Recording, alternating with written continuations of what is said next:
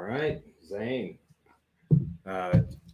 Appreciate you coming on, man. We're just sitting here talking, going live now. Life Unraveled podcast, Zane Isaacs, Championship MMA.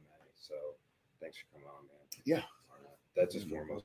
Good. All right. Go back to talking like Go back to normal. talking biscuits and gravy. Heck yeah, man. Yeah. So that's like I always, when I do have somebody on, we always do exactly what you and I did. We'll go walk around, talk about tons of cool shit. It's like I need like a recorder to carry around the gym and stuff. Right. You missed some of the best conversations probably, huh? Yeah. But I have invested in some gimbals and some stuff like that, some different ways to. So I am going to start trying to do a little bit more of that. Oh, that'd be cool. Just more filming. We're trying to start even live streaming our kids' classes. Wow. Yeah. To kind of, man, now it's capacity issues. Since we do 2, 3 at one time, even 4 classes are happening at one time. Mm-hmm. 2 kids' classes. Do we have microphones? Right here. Okay. Yeah. Oh, it picks us up. Yeah, man.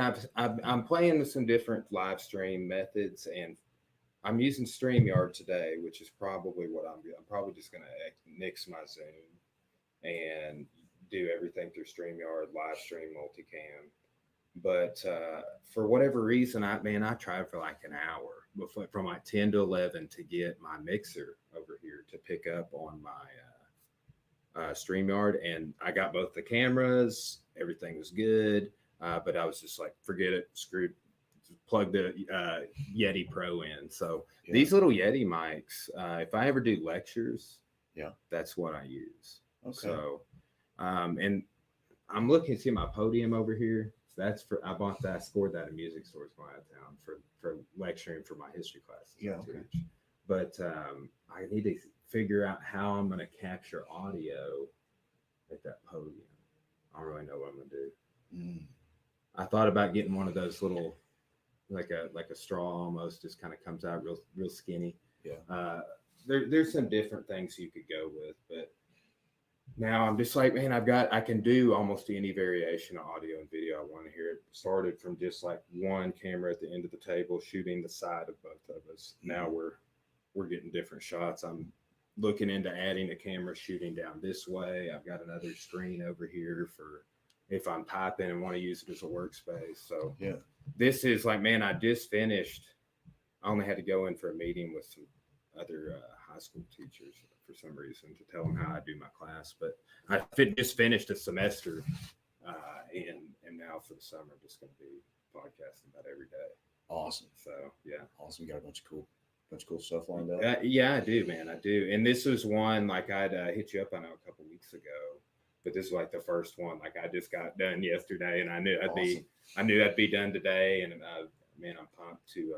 He said I want to have your friend Dwight on. I will be hitting him up probably today.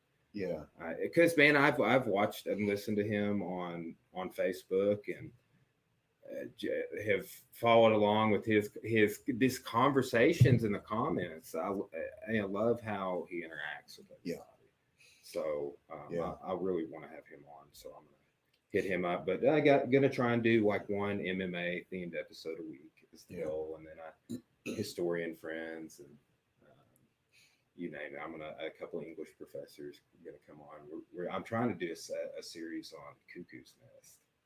I don't know if you've ever read that. One Flew Over the Cuckoo's Nest. Read it. I did the audiobook last year. Yeah. And then I've never seen the movie, but we're going to do some different things. One of my good friends teaches it in his Comp 2 class. Yeah. And it's a wild story that has some parallels to like McCarthyism and some different things. It's very interesting, but it's an insane asylum. Yeah. And at the end, you're just like, it doesn't get quite like Old Yellerish, but at the end, you're like, I kind of saw this coming, but man. Yeah, that's it's tough, right? How you get an environment like that, people start interacting with you a certain way, and then you start questioning yourself, right? Isn't that kind of what it's about? Like he's, if I'm trying to remember, he's not crazy, but he goes into an insane asylum and basically pretty quickly starts going crazy. Yeah, a little bit like Leeds. he just immerses himself with the crazies, like the craziest of the crazies and the not so crazies, and Yeah. brings people who aren't crazy out of a catatonic phase that they've been stuck in, where they've just kind of been commenting on their environment. It's weird, but he like is in doing that, like leading revolt, like little mini revolts. Yeah. Against the head nurse. Yeah. So it's I want to. What's good about these podcasts, if I don't say the F word too much, which you can do that. We'll try to keep it PG-13-ish. I can add them into my classes, or my colleagues can. So and that's been a cool facet of the podcast. Like this content I share with the gym audience. Right.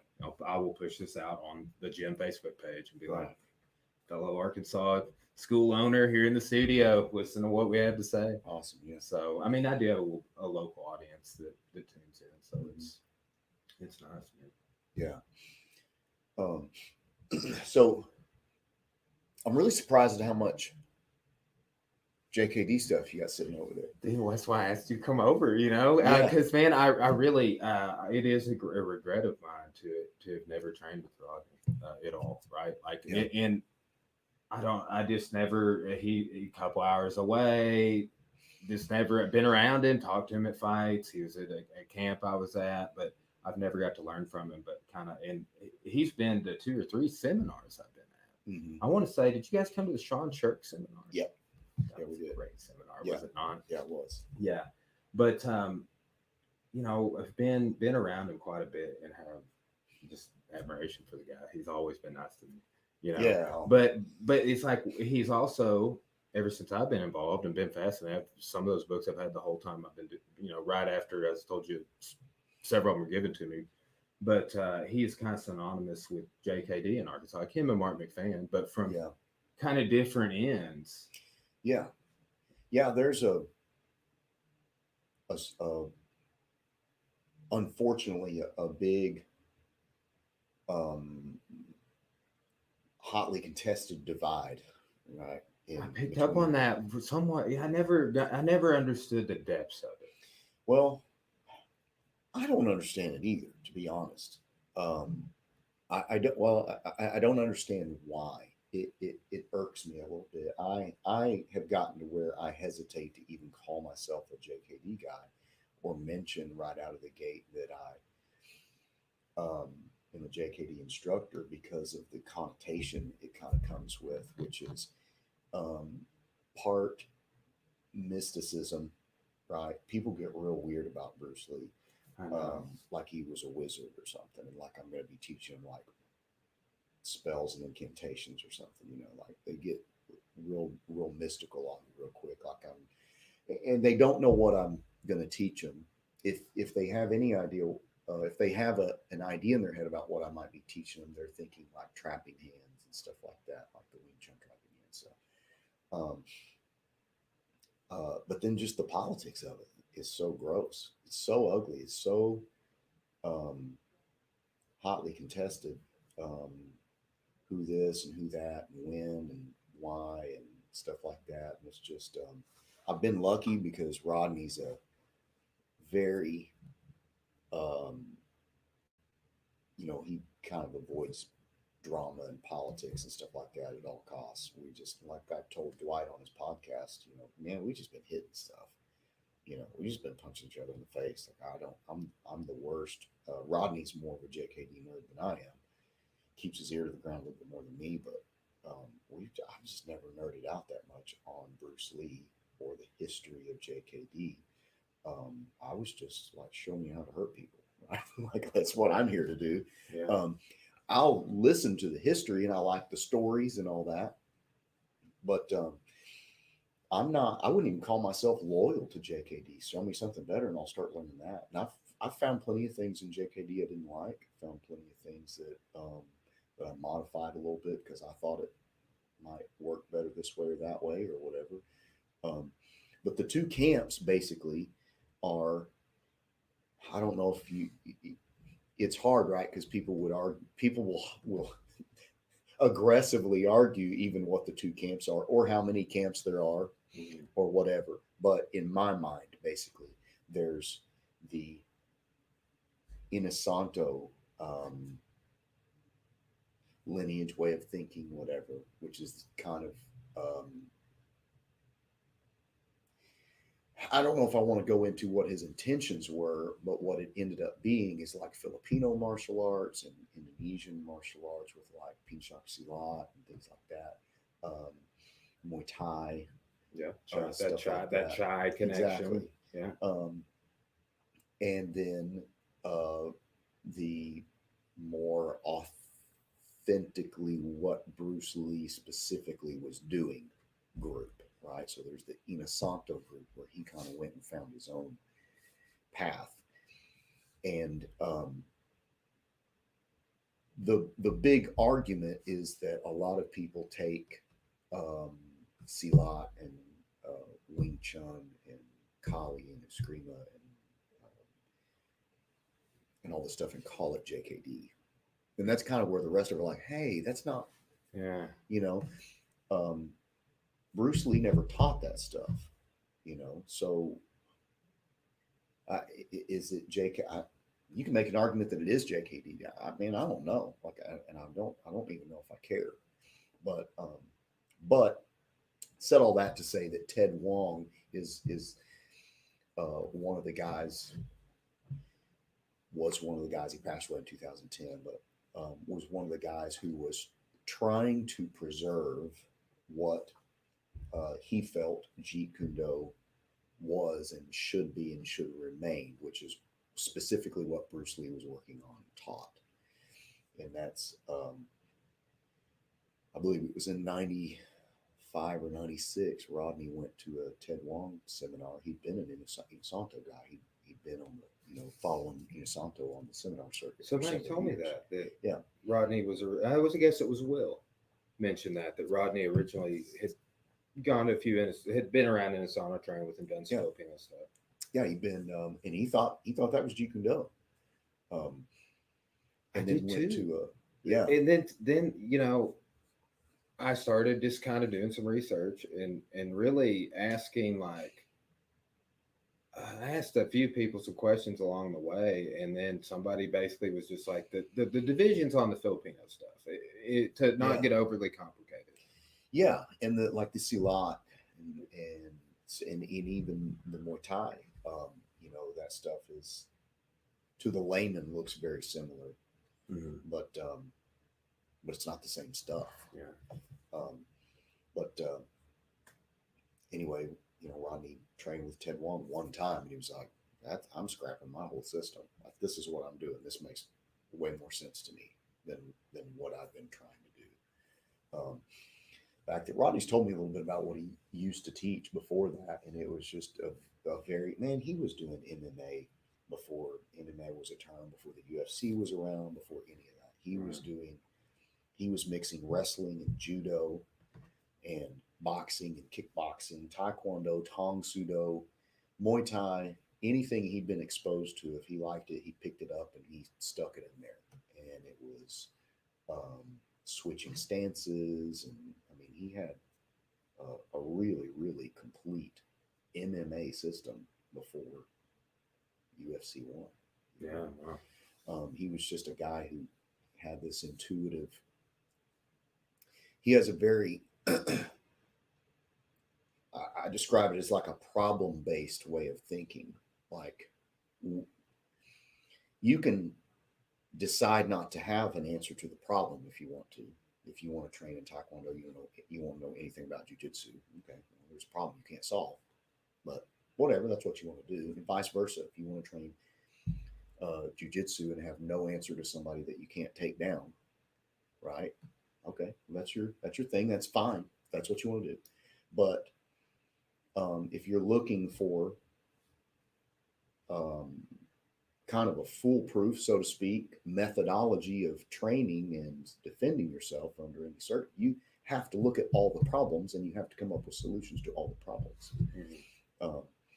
And he, from very early on, street fighting, from like this big, I mean, he's legendary, for being in fights. One of the first things I ever heard about him before I ever met him was 3 or 4 people telling me stories about him, you know, fighting at parties and stuff like that back when he was younger. And so he knew what a real fight looked like, you know.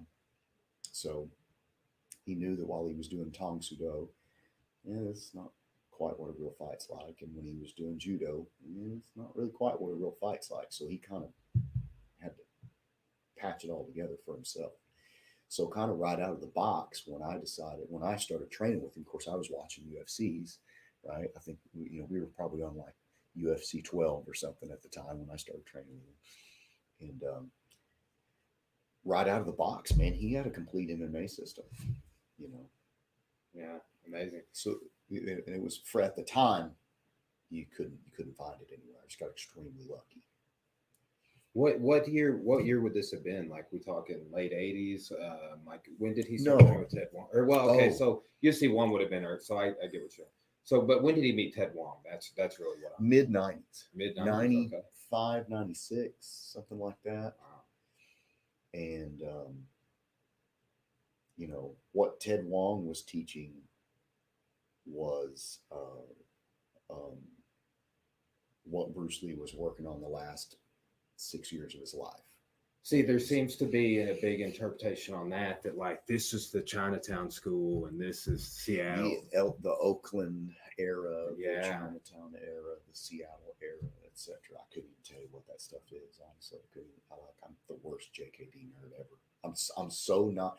It turns me off, all the politics. I've already kind of picked up on that, because it is, like you said, people hotly contest it, but I do kind of get a little bit like what you were saying a second ago about like Rodney thinking he was doing just like, this is JKD. Yeah. But a great example of that is, I have most Paul Lumac DVDs, most in digital form, but he has a series he put out a long time ago. This would have been in the late 80s, I'm sure, called Bruce Lee's Energy Drills. Have you ever seen it? No. He put it on his own YouTube page recently. He released a ton of his old content. Mm-hmm. But starts off, he gets into some chi sao. The lop sao, bong sao roll, a lot of people call it. Yeah. Switching sides with the pull. Mm-hmm. And then he's like, "Who bud?" And then he's like, and then we join all three of them together. And in the title of the DVD, mind you, is Bruce Lee's Energy Drills. But did Bruce Lee teach Who Bud? I don't think so. Yeah. But maybe he did it, but that wasn't necessarily part of his system. Seems to be the divide. But so a lot of things are presented that way, I think, maybe just to sell DVDs. At one time, you could really make, to be honest, you could just make a lot of money if you just throw Bruce Lee's name around at one time. Right now, if I mention Bruce Lee in my kids' class, if I've got 20 kids on the mat, 4 kids raise their hand. Like, who knows who Bruce Lee is? 3 or 4 kids. My dad told me about it, right? Nobody knows who Bruce Lee is. And people, how old are you? 34. 34. Even at your age, I would say there's plenty of people out there just like, hey, Bruce Lee was an actor, dude. He wasn't a fighter. Know anything about fighting? A guy that's like that too, and he will say, he will go to people. I don't know what he really thinks, but he always throws that out. Somebody shared Bruce Lee memes. Fantastic actor. Yeah, I've seen that comment. Yeah, Jason Ryan is this dude's name. Watch out for him. He is a shit poster. He's been on the podcast. He's a brown belt. He's a good friend of mine. But he's been on the podcast. He's coming down to train tomorrow. Yeah. So, but he's always. I don't even fault anybody for thinking that. I don't fault anybody for thinking I don't either. I definitely don't get emotional about it. No, and here's my thing.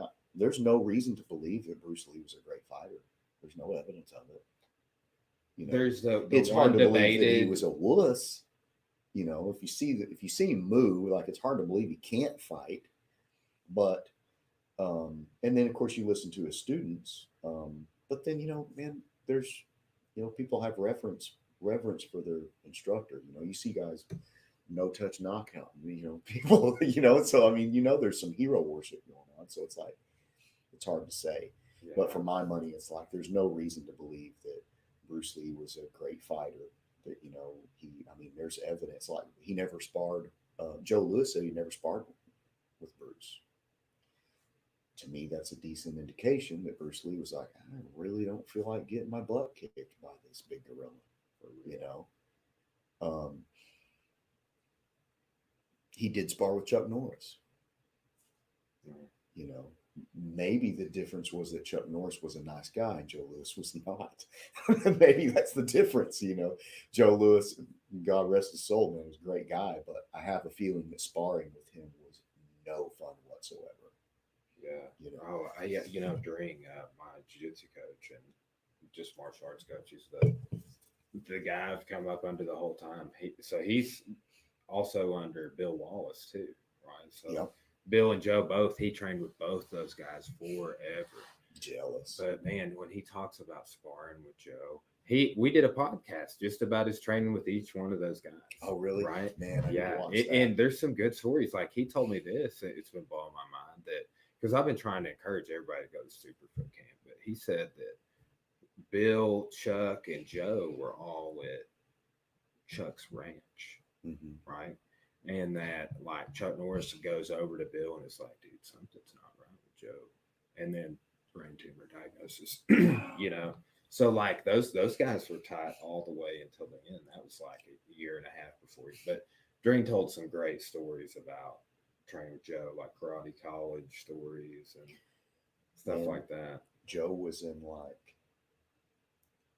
had recovered right from a surgery or from chemo or something for his brain tumor during the 2 seminars that I attended. I think Rodney may have gone to more, but I attended 2 of them, and I think he'd had a surgery. I can't remember now. I remember his neck, man, literally like just significantly bigger than a paint can, really inflamed, you know. And you talk about an intense dude. You ever been around him? No. I mean, it's a big regret of mine, dude. I was telling these people in my class, I'm like, yeah, I had something better to do that day, guys. Last seminar you ever taught, had to go compete in a jiu-jitsu tournament at purple belt. And I'm like, what was I thinking? Like, you guys got to go to this Memphis camp, you know, because, I mean, Bill Wallace is 76. Yeah. And like and Dan Asano's 84. And man, Paul Vunak is in his 50s, late 50s, I forget, but man, he does not look tip-top shape. And when I see him on camera and stuff, I mean, not saying that he's frail or injured or beat up, but it's like all of these guys we're talking about are getting older. Yeah. Whether it's 70s or 80s just a lifetime of doing it. And like, you know, I would say people from our generation or you probably a few years ahead of me, I feel like those guys were so hardcore, like injury, brain damage, all of these other things that like we're kind of like, hey, let's settle down, Skippy. Yeah, let's talk about this. Yeah. I want to be able to do things for longer.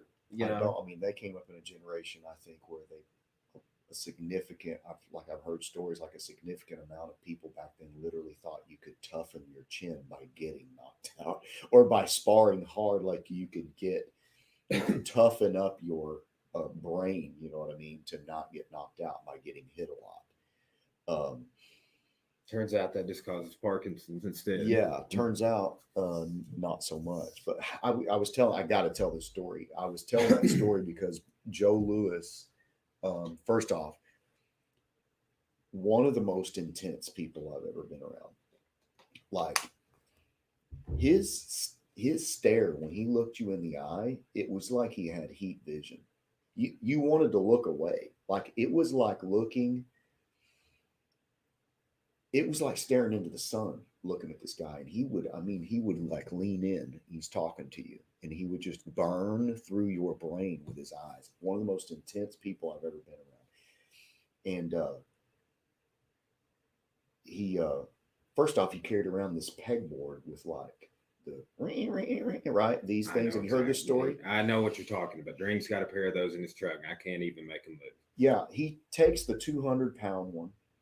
He, with one hand, he goes like this and squeezes it. The other hand, because he couldn't do it like this, right? The other hand, he puts his thumb and first finger on. 200-pound test squeeze, and he goes clink, clink, clink, clink, clink, clink, clink, clink, clink, like that.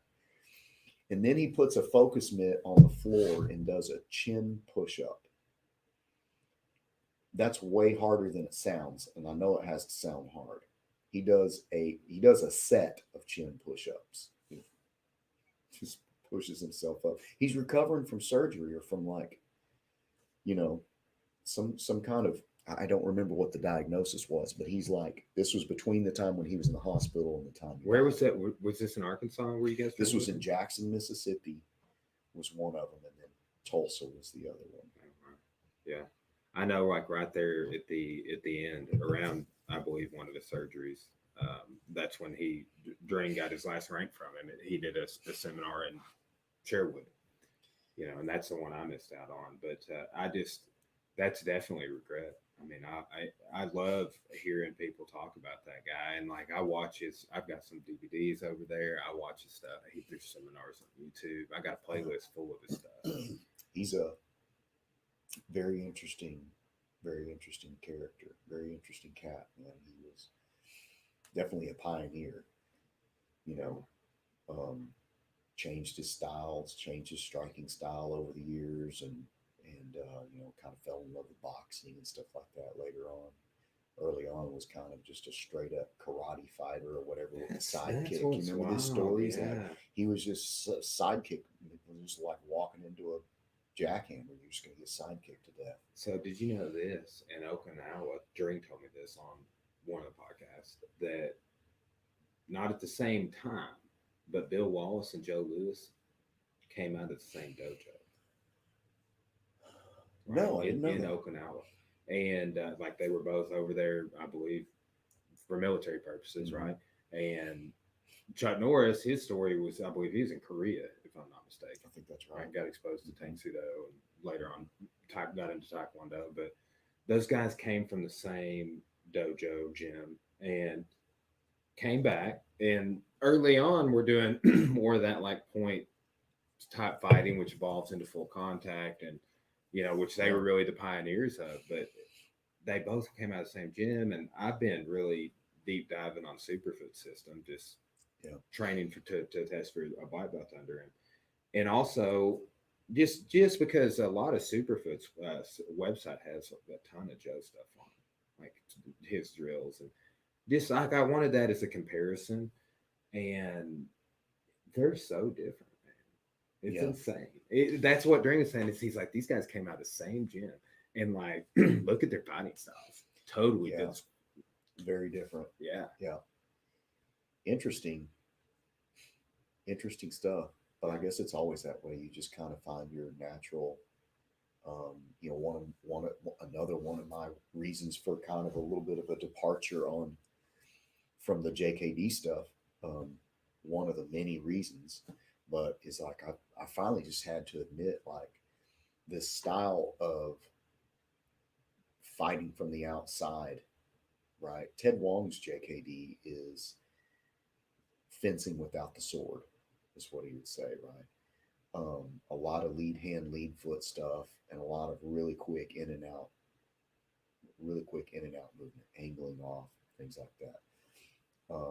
But I finally just had to admit, like, when I watched the sport, the only people really able to implement that particularly well are the guys like Michael Venom Page, Wonder Boy for sure. Darren Till. I could name guys all day long, but they're built a lot more like you than me, right? They're built a lot more like Will Walker than me. So I finally just had to admit, like, man, that when I spar, that does not serve me well, right? To try to like pick apart somebody that's built like you or Will. It's just not going to work. It's mathematically just not a sound strategy, right? So I kind of had to rethink my strategy for my personal preference. And then, of course, roughly 50% of my students are going to be built more like me than they are you, so I've got to kind of build a system around the reality that not everybody's going to be able to use that strategy to the best effect, for them. So that, and I just got older, man. How old are you? 44. Okay. I'll be 44 next week. But I just I don't move like I used to. I don't see stuff coming like I used to. I see it coming all the way to my chin. Like, I picked that off a long time ago. I can't move out of the way of it, but I see it. The body just doesn't respond anymore. My feet aren't as fast as they used to be. So, just kind of had to reevaluate. Maybe started having back problems stuff 8 or 10 years ago. And so that really my back hurts right now. Like, yeah, and I'm 10 years ago for you. Yeah. But I've had some back issues for a while, and I just got a physical therapy for torn labrum. 3 months of physical therapy. It's still injured. No roll. I couldn't do shit for 3 months. It's a beating, man. I didn't roll for I didn't spar or roll hardly at all for probably 5 years. I just started sparring and rolling again. And it feels like I just started sparring and rolling again. It feels like I'm 44 years old and I haven't done it in 5 years. I have not sparred a ton over the last more like 3 or 4 years. But I still spar, but not anything in comparison to what I once did. And it's very periodic. It's not even weekly, but training for this Superfoot event, I've been sparring quite a bit, but it's also sparring from like his sort of side stance, which is more of an out fight, right? But he will do some boxing. It's very interesting because I've not really done that, like that sort of Wonder Boy stuff. But it's and it is interesting. But Dring it makes a lot of the same points as you, and he's going to be 60, right? But he was just saying that we did a private lesson before our event yesterday, and he's just like, here's why I do and don't do this, because I'm not as fast as I once was with this, and and he, the particular thing he had it all laid out of like why, like he's like, this would be good for you, it'd be really good for your 20-year-old boxer over there. Exactly. And I think it does take people, not even in my, because I've been training for 14 and a half years, but still I'm 34. There's like a weird like an equation of like, how long have you been training and how old are you, and I can't, and then the older I get, the more I can, like what you're saying, like the different people in the class, different body types, different skill levels, like how can I accommodate these people and they still get better, and put that together with I don't run a fight gym anymore. I run a family martial arts dojo. So that's we have my soccer moms and baseball dads are they're athletic, so they're going to get fit in the class, but they're never going to be like conditioned to fight. So there's only so much I can expect them to pick up in the way of footwork and stuff like that. There's only so much you can expect out of somebody.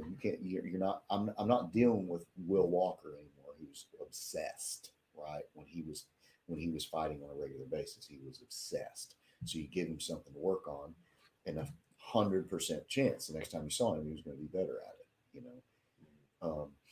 These folks are, this is a hobby. Some take it more seriously than others, but this is a hobby for them. So I've got to find find something that that works for them. And the thing about JKD, Ted Wong JKD in particular, is it's like black belt level stuff day one.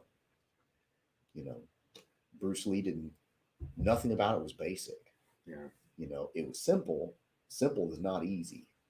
Well, the straight lead by Terry Tong, I'm sure you've thumbed through it a little bit. That's hard to do. The straight lead is an extremely hard technique to do. I've been doing it 22 years, still suck at it. To be honest, I got a pretty good one. Still not very good.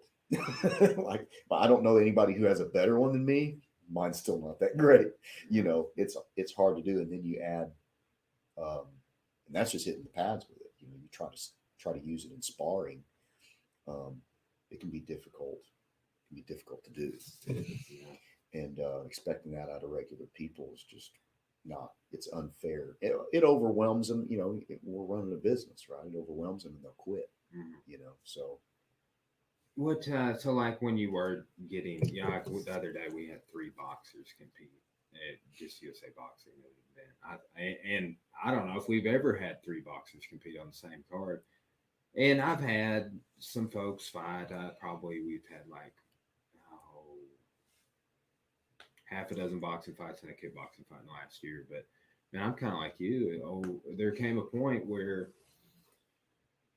it was such a small percentage of people that were doing anything MMA oriented, like us having like everything now is like a specific class: kickboxing, Muay Thai, boxing, jiu-jitsu, nogi, fitness, kickboxing, yoga, kids age groups. What in the kids we do just we it is MMA works with them, but maybe 10 years ago when I was not having families and stuff, I thought it was such a big deal that I had like 10 or 12 guys that were coming to MMA and coming to the fight practices. And over time, that seemed to dwindle. Like I was still doing 1 MMA class a week here, and I would have 22 people in jiu-jitsu and then 2 and would stay for MMA. And that has always puzzled me, but at the same time, it's like, that culture, sadly, it kind of, if you mix it with what we're doing, like running a more like a gym for everybody, it can kind of run off some of your crowd too. And like I haven't had as much of a struggle with that as some other people I know that own gyms, but it's just like, like Will Walker's not going to be the same as my guy that got 1 tip on his jiu-jitsu white belt last night, who's been doing kickboxing with me for 10 years. Those people we're talking about.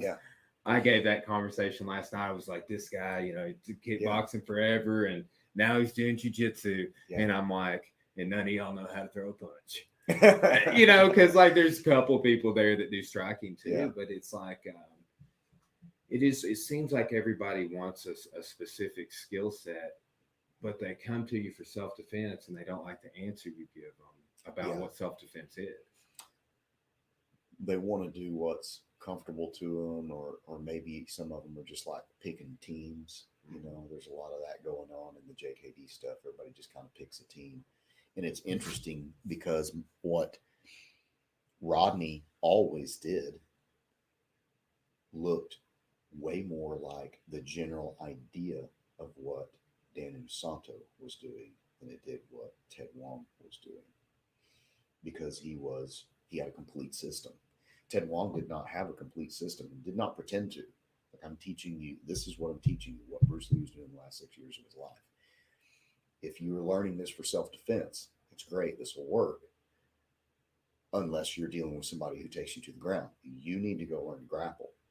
So you guys, I've trained with Dustin Keeter. He's come down trained. Luke Gates, which I know, does he train with you now? He was for a while. He jacked his knee up. Well, you guys kind of always did have the people I've trained with in Arkansas that didn't train with like McFan or anything, just like those 2 guys. It's just an interesting approach to grappling, Yeah. And didn't Rodney, like, do you guys call it non-classical grappling or something like that? Like, where does that influence sort of come from? Like, what do you guys do for a grappling system?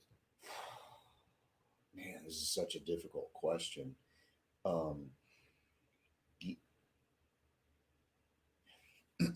What Rodney tried to do was find, first of all, for a long time, it was next to impossible to find someone to teach you how to grapple, find somebody to teach you how to do jiu-jitsu. There was no wrestling in Arkansas, so there's no wrestling coaches. It wasn't until 2009. Right. There's no jiu-jitsu. There's no jiu-jitsu in Arkansas at the time. I mean, this was pre MMA craze and everything. Right? This is back in the late 90s. Well, Rodney wrestled in high school a little bit, and he was exposed to, he grew up in Huntington Beach. So he was exposed to a ton, like that's Mecca, right, for martial arts, always has been. So he was exposed to a ton of different martial arts influences, grappling and stuff like that there. So he kind of like hodgepodged this system together, but always with a really heavy emphasis on punching, basically punching. You know, grappling's way easier when you punch somebody in the face. You know, fighting from your back way harder if somebody's punching you in the face. So the whole style, so to speak, is it looks way more like what happens in the UFC than it does what happens on a jiu-jitsu mat, basically. You know, there's a lot of emphasis on, man, I don't remember ever training how to technically break the guard, for instance.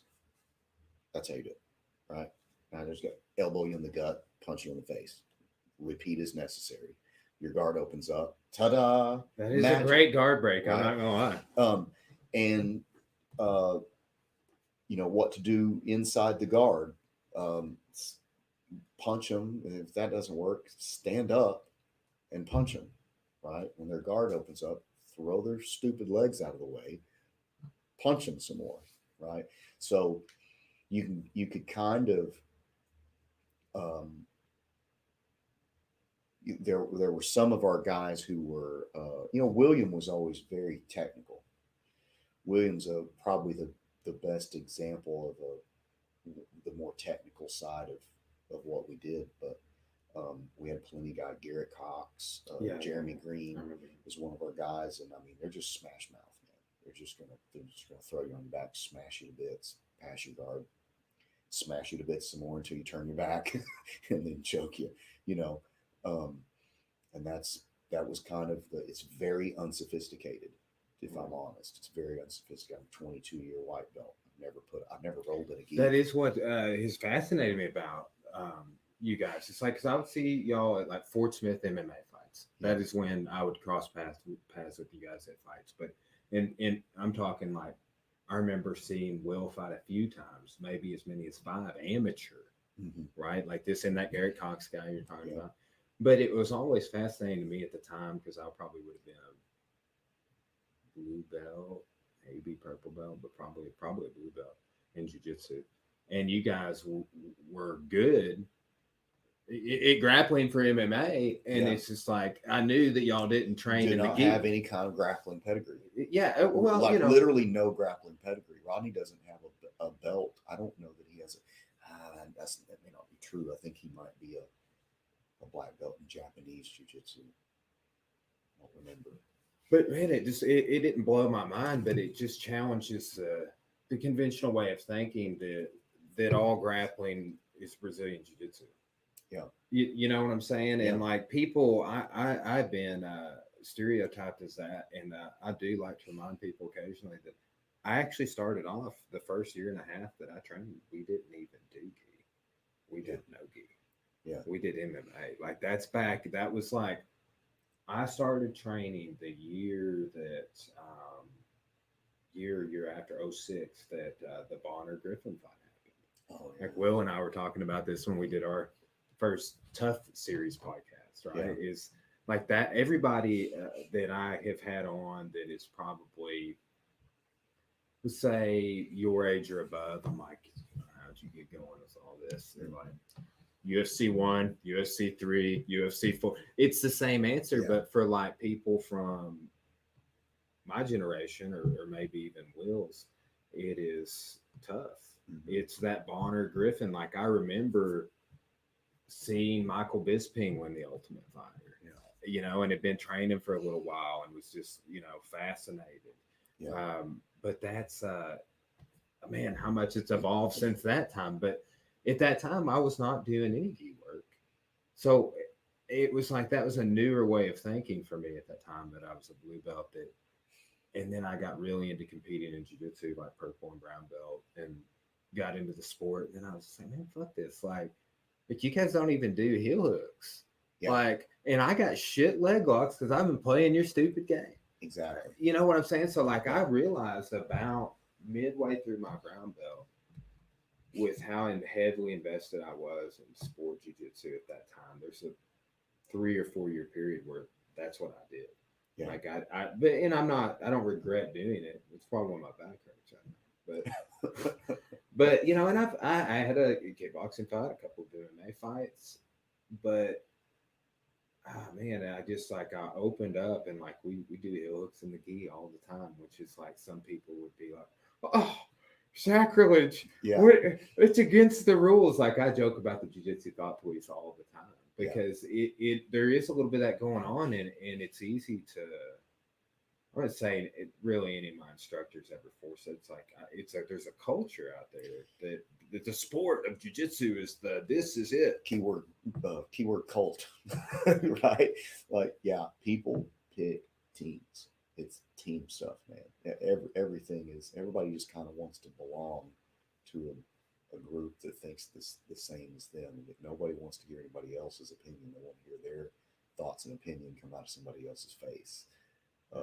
So everybody just kind of picks teams with it. And I feel like one of the main reasons I gravitated to Rodney is because he's kind of I'm a natural contrarian, right? If you say something I agree with, I'll find a way to disagree with it, just to have not a debate really, but just to have a conversation about whatever it is, right? Just to ask questions, right? I just like, well, what if this though, right? I just like to and that's the kind of stuff I like to nerd out on a little bit, is answering different problems different ways. What's the best way to answer them for this, that, and the other, whatever. But Rodney's very much a go his own way kind of guy. He's very quiet about it, that he's going to quietly do his own thing. He's not a joiner, you know. Which is why, even though we were huge JKD fans, whatever you want to call it, you know, really loved Ted Wong. Just as a person, Ted Wong was, you know, a guy of the highest integrity, you know, really liked being around the guy. But at the same time, you just always had to recognize and remember, like, Ted Wong is limited to what he was taught by Bruce Lee. Bruce Lee didn't teach him. There's a lot of things Bruce Lee didn't teach him. There's a lot of things, this really pisses people off, but look, man, you and I, either one, have far more knowledge about martial arts in general than Bruce Lee. I've thought about that a lot, dude. He was 33, 34 I know, years old when I he know. died, 32 or whatever, right? And he could not have been exposed to as much martial arts, as many fights. Think about how many fights you and I have watched live on TV, how many sparring matches we've watched, how many sparring matches we've been in. We've been exposed to so much more than Bruce Lee ever did. There's no reason you know, there's nothing that pisses the JKD community off, but like, guys, just because Bruce Lee said it or did it doesn't mean it's right. You know, just doesn't. I have more martial arts knowledge than Bruce Lee did. Sorry. Mm-hmm. Sorry about it. Here's the good news. You do too. You probably do too. Unless you have the internet, man. Yeah. And sadly, that's not true. They could have more knowledge than Bruce Lee, but they're so doggedly tied into the dogma or whatever of JKD and what Bruce Lee did and what he said and what he didn't say, and et cetera, that most of the JKD community, sadly, particularly the Ted Wong side, They don't watch MMA. They don't understand it. They've never been in a fight, and to be perfectly honest, they can't fight sleep. They can't. They couldn't fight the wear of a paper bag. I was about to say that's the wet paper bag metaphor. They can't. They can, almost none of those guys can fight. Sorry, prove me wrong. But if you prove me wrong, like I've told several of them, you come in and beat me up, guys. This will be like my 5th ass whooping this week. It's not a big deal. Like I'm on the mat getting beat up all the time, and that's where I just part ways with them. You guys are, the analogy I always use is you guys are worrying and arguing and fussing about the ingredients, and you never get around to just making the damn chili. That's so you can see my musical interest here, but I'm just like, as soon as I get this next pedal down here, like that's when my sound's really gonna come together. Like I just need that next one. But it is, that's like I saw a funny meme that was like, I'm a stereotype, it's like, but I do, man, I like sound.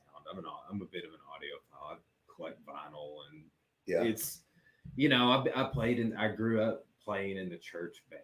That's how I got involved with music, and just from there, and damn, it's been over 20 years now with playing music, playing guitar and bass. And as an adult, I started taking lessons somewhat recently, and so just started approaching it from a different level. And now that I've been out of college for 5 years, and went to gym, and I work at the college in Morrilton. It's like, it's nice. I can kind of things I've always wanted to do, dude. I remember when my greatest goal in life was to own Greg Nelson's clinch, just the 5-volume clinch that he put out, And I remember when I was able, through just, I was not working on campus yet, but just through martial arts, I was like able to comfortably afford it. I was just like, I made it, man. Like I always wanted this when I was a poor, starving college student, and I was watching the 10-minute clip on YouTube repeatedly. Yep. But man, that's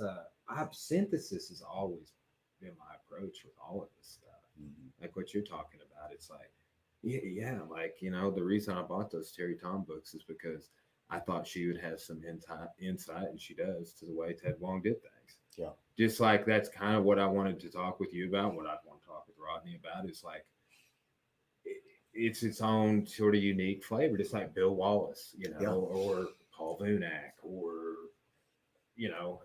whoever the next guy is.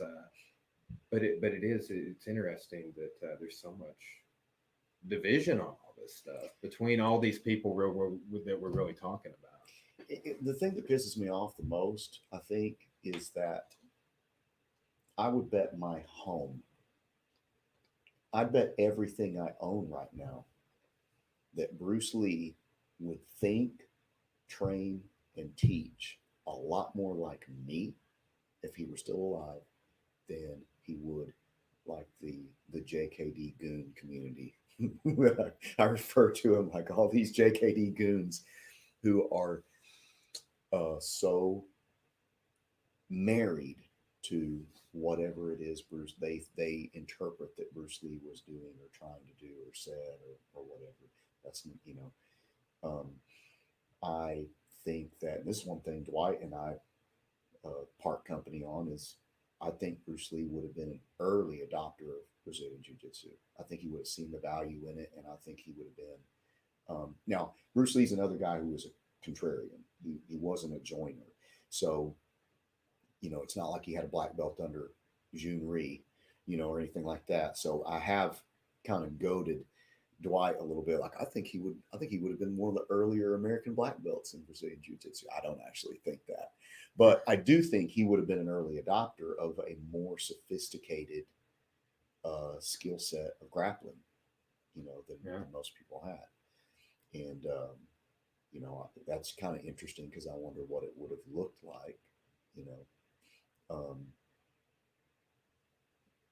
I really think it would have looked a lot like what Rodney came up with. Yeah, exactly. What I was just thinking is,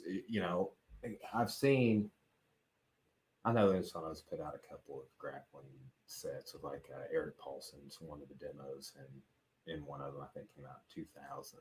Mm-hmm. But seeing some of their in Asana, I think says that that's the grappling they were doing like 67 to 71 or something like that. He has like a date he puts on it, but he and Bruce Lee was doing. That's it. That Bruce Lee was doing at I guess maybe said the Chinatown School, right? I got this in my Google Drive and I can share it with you. But I have a whole folder of JKD videos, man, from Bunak and Asano, Balicki. Balicki's got an 8-volume set. It sells on Budo Videos for like $400. Wow. Right? Blows my mind. But it's a pretty good set. It's got the big trapping dummy work. I mean, it's got. See, that's another thing. Ted Wong taught zero trapping. Zero trapping. Interesting. So, but I've heard, didn't Bruce Lee kind of go away from trapping? He got away from it. Yeah. By the time he was training Ted Wong, see, this is another thing that people don't like to really think about. Danny DeSanto was a Bruce Lee student for quite a bit longer than Ted Wong. Mm-hmm. But Bruce Lee kept copious notes on who trained with him, when, what they taught, etc. Ted Wong had far more hours of instruction under Bruce Lee than Danny DeSanto did. That means nothing. Really means nothing. I think in many ways, Danny DeSanto was it would be easy to describe him as a more complete, more learned martial artist than Ted Wong. So I'm not taking anything away from Dan DeSanto by saying that. JKD guys will probably, they're probably a little butthurt about it, because to them, Bruce Lee knowledge, Bruce Lee time equals ability to teach, fight, etc. Right? It doesn't to me. It doesn't really mean anything to me. There's lots of people out there who never met Bruce Lee who can fight their ass off. Like, it's not a big deal. But just saying, Ted Wong has, I think there's literally one guy, period, who had more hours with Bruce Lee than Ted Wong. One guy ever. I can't remember the guy's name now. But, Ted Wong had a lot of private instruction, backyard instruction with Bruce Lee. And it was very boxing. And as far as I can tell, this might have even been told to me, but boxing, fencing, and savate is basically what it looks like to me. The lead leg, the pendulum footwork with the kicks. And then, he studied a lot of bare knuckle boxing because the gloves, as you saw in the Terry Tom book, gloves changed boxing. They did. And it's an atrocity to look at bare knuckle boxing now. Yeah. If you know anything about the history of what it was, of how precise, how technical, how evolved that it had become, so they wouldn't break their hands. Yes. And then the gloves go on. A lot of people, I've heard Joe Rogan make this argument that is the reason we should do away with gloves in combat sports, because it will force the evolution, because people will break their hands initially, just like if we change weight cutting or weigh-ins. Yeah. People die initially, but then it'll go away. I don't know where I stand. I don't either. Yeah. I think it is interesting. I would be very interested in a no glove MMA competition, just like I'm very interested in combat jiu-jitsu, Eddie Bravo's combat jiu-jitsu. Oh, I know. That's like it's really all these things. Like, that's another a patch, like an add-on to what. Some people make fun of it because it's like, you guys, they just don't want to do MMA. I don't. Okay, cool. They don't want to do MMA. They don't want to fight on their feet. Oh, so, we don't. Do we crap on jiu-jitsu because they don't throw punches? Do we crap on boxing because they don't kick each other and wrestle? Like, that's just the sport, man. It's not a big deal. Yeah, they don't want to get punched in the face. Me too. Like, I'm kind of retired from it myself. I do my sparring, but I'm very careful about who I spar. Do your knuckles ever hurt? Yeah. Like my middle knuckles on both my hands. If I do a significant amount of pad work or strike, like I worked with Rudy at the TJ Brown seminar a while back, and 3 hours I think is what it was. But dude, at the end of the day, like my knuckles were red. They've started irritating me. So it's like I'm more an advocate of things that don't. I'm like I can't do this forever. Like what's this going to be like 10, 15 years? You know, this is interesting because William and I have been going back and forth on this a little bit, or I kind of solicited his services, right? Because there's the Bruce Lee school of thought is that you land with those 3 knuckles, right? The traditional boxing and karate is those 2 knuckles, and for me, for the longest time, it was just a simple math problem. If I don't want to break my hand, I want to spread the force out among 3 bones. If I want to get through a glove and do the most damage possible, I hit with those. Karate guys, this is just a theory, but they needed to break through the Okinawans needed to break through the Japanese wooden armor. That's where board breaking came in, and that's where punching with the smaller surface came in. They wanted to get that smaller surface on there to break through the armor easier, so that you get to them. So I don't know that. I mean, this finger is particularly like this is for dexterity. These are your gripping fingers. Yeah. Like you could lose that finger. And you got a great grip, like jujitsu. You know what? When you're gripping things, right? These are the fingers that really do the you gripping. Tell people that, and I'll argue with you. Yeah, I'm not. I know what you're saying 100%. My judo instructor, my first judo instructor, he had always said that, and he wouldn't argue with me. He'd be like, "Which one do you think?" He'd ask some of the different people periodically being here, but it's these. So my thing is this though: if you worry about your hand in a street fight, you worry about the wrong shit. You worry about the wrong stuff, right? The other thing though is I'm starting to swing. I'm really curious now because I recently got into weightlifting. Once my back started hurting, I was like, man, I can't fight anymore. Me too. Crap. So I need to look like I can fight. I'm way more fit now. I look way more intimidating now at all 5'5" of me. But I look way more fit now than I did 10 years ago. When I was in my 30s, man, I was a pudgy dude, which I didn't care. I did remember you looking a bit different than you do now, just seeing you around. Yeah, right? I was just a little bit of a swelled up little butterball kind of dude, but I didn't care because I could scrap. That was,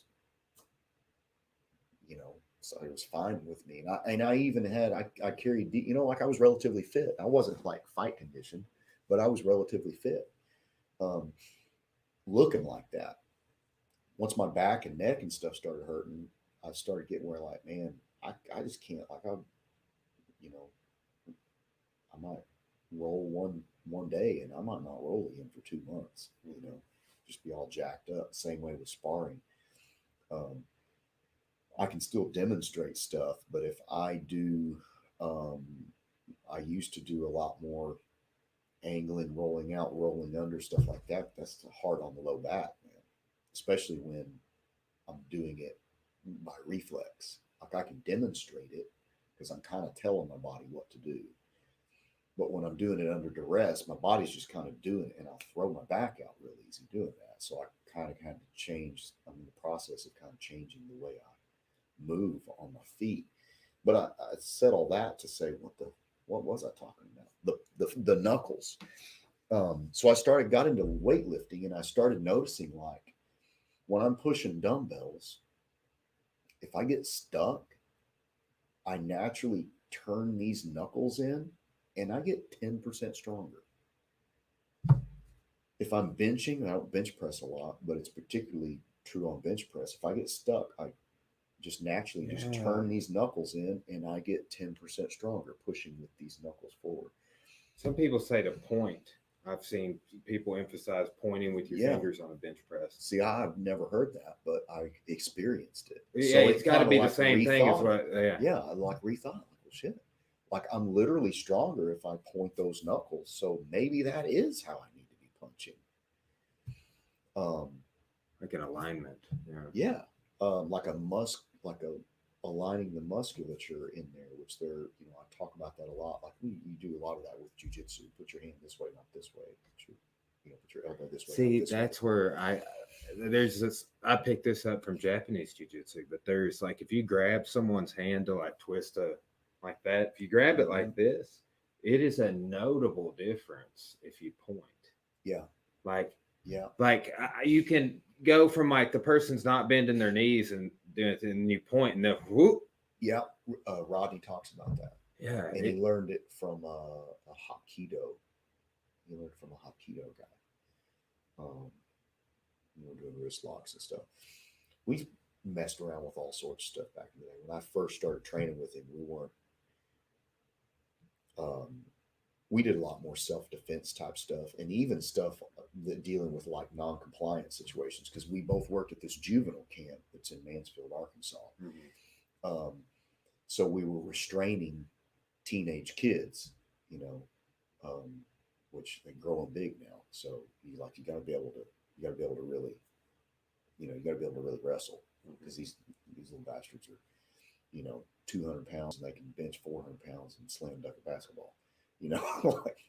I'm just, and the state is telling you like, now take them down on their back. Don't take them down on their stomach. Don't take them down face down. You might hurt him. Like, I'll be lucky if he doesn't kill me. Are you kidding me? I don't get to pick how I take him down. He's probably going to take me down, and I'm going to have to find a way to sweep him and get on top of him. Right. Anyway. So we did a lot of wrist locks and stuff like that back then. And then MMA blew up, man. And, we just got away from, I did anyway. I got away from all of the wrist lock stuff. I got away from all of the like compliance type technique stuff. Man, I like training that stuff, but I have not. I've had an opportunity. Drain has a background in Japanese jiu-jitsu, but like I got some carpal tunnel in this arm since I think I just upgraded to a standing desk at my office in Morrilton. So I think a lot of it is typing notes. I've been teaching for 3 years. So man, I type a ton every day. But I've been investing. I built this table a little higher. I've got my posture chair here, a Joe Rogan chair. Right? Yeah. Oh, is that the Joe Rogan chair? Yeah, it's the Joe. To type in it, you sit this way. And it's supposed to alleviate the carpal tunnel, right? Oh, wow. That's interesting. Yeah, hold on. So see how that, like your chest is putting weight on this. So for typing, like I have this thing on casters here. We'll slide it around where you're sitting if I'm typing. Yeah. It will be less of an issue, right? That monitor over there. So, and I've used that we'll put it in this slot if, somebody's zooming in and we need to look at these cameras. Yeah. Versus us looking this way and the camera's looking at, so it's weird to try and figure out these configurations to do the audio video, man. It's a challenge. Yeah. That's been for it to all look smooth. There's a certain, my buddy, Don Paul Bales, who owns the Championship brand. That's a whole other story about how I became a Championship MMA guy. But so is that a franchise? Yep. Okay. I didn't even know. There's a whole story behind that. Don Paul Bales was actually a quote unquote rival coach there in Fort Smith. We're all just buddies, but he was a coach of another team. But anyway, he's kind of my business coach, my business guru, and where the hell was I going with that? This happens to me all the time. It's not the drain damage we've sustained. No, certainly not. Yeah. That drain says that all drain damage. Like it puts the reverses it, but I can't remember where I was going. With Championship, I don't know. Yeah, I can't remember where I was going with it. Anyway, to finish my thought on the knuckles thing, because this is an interesting thing to me.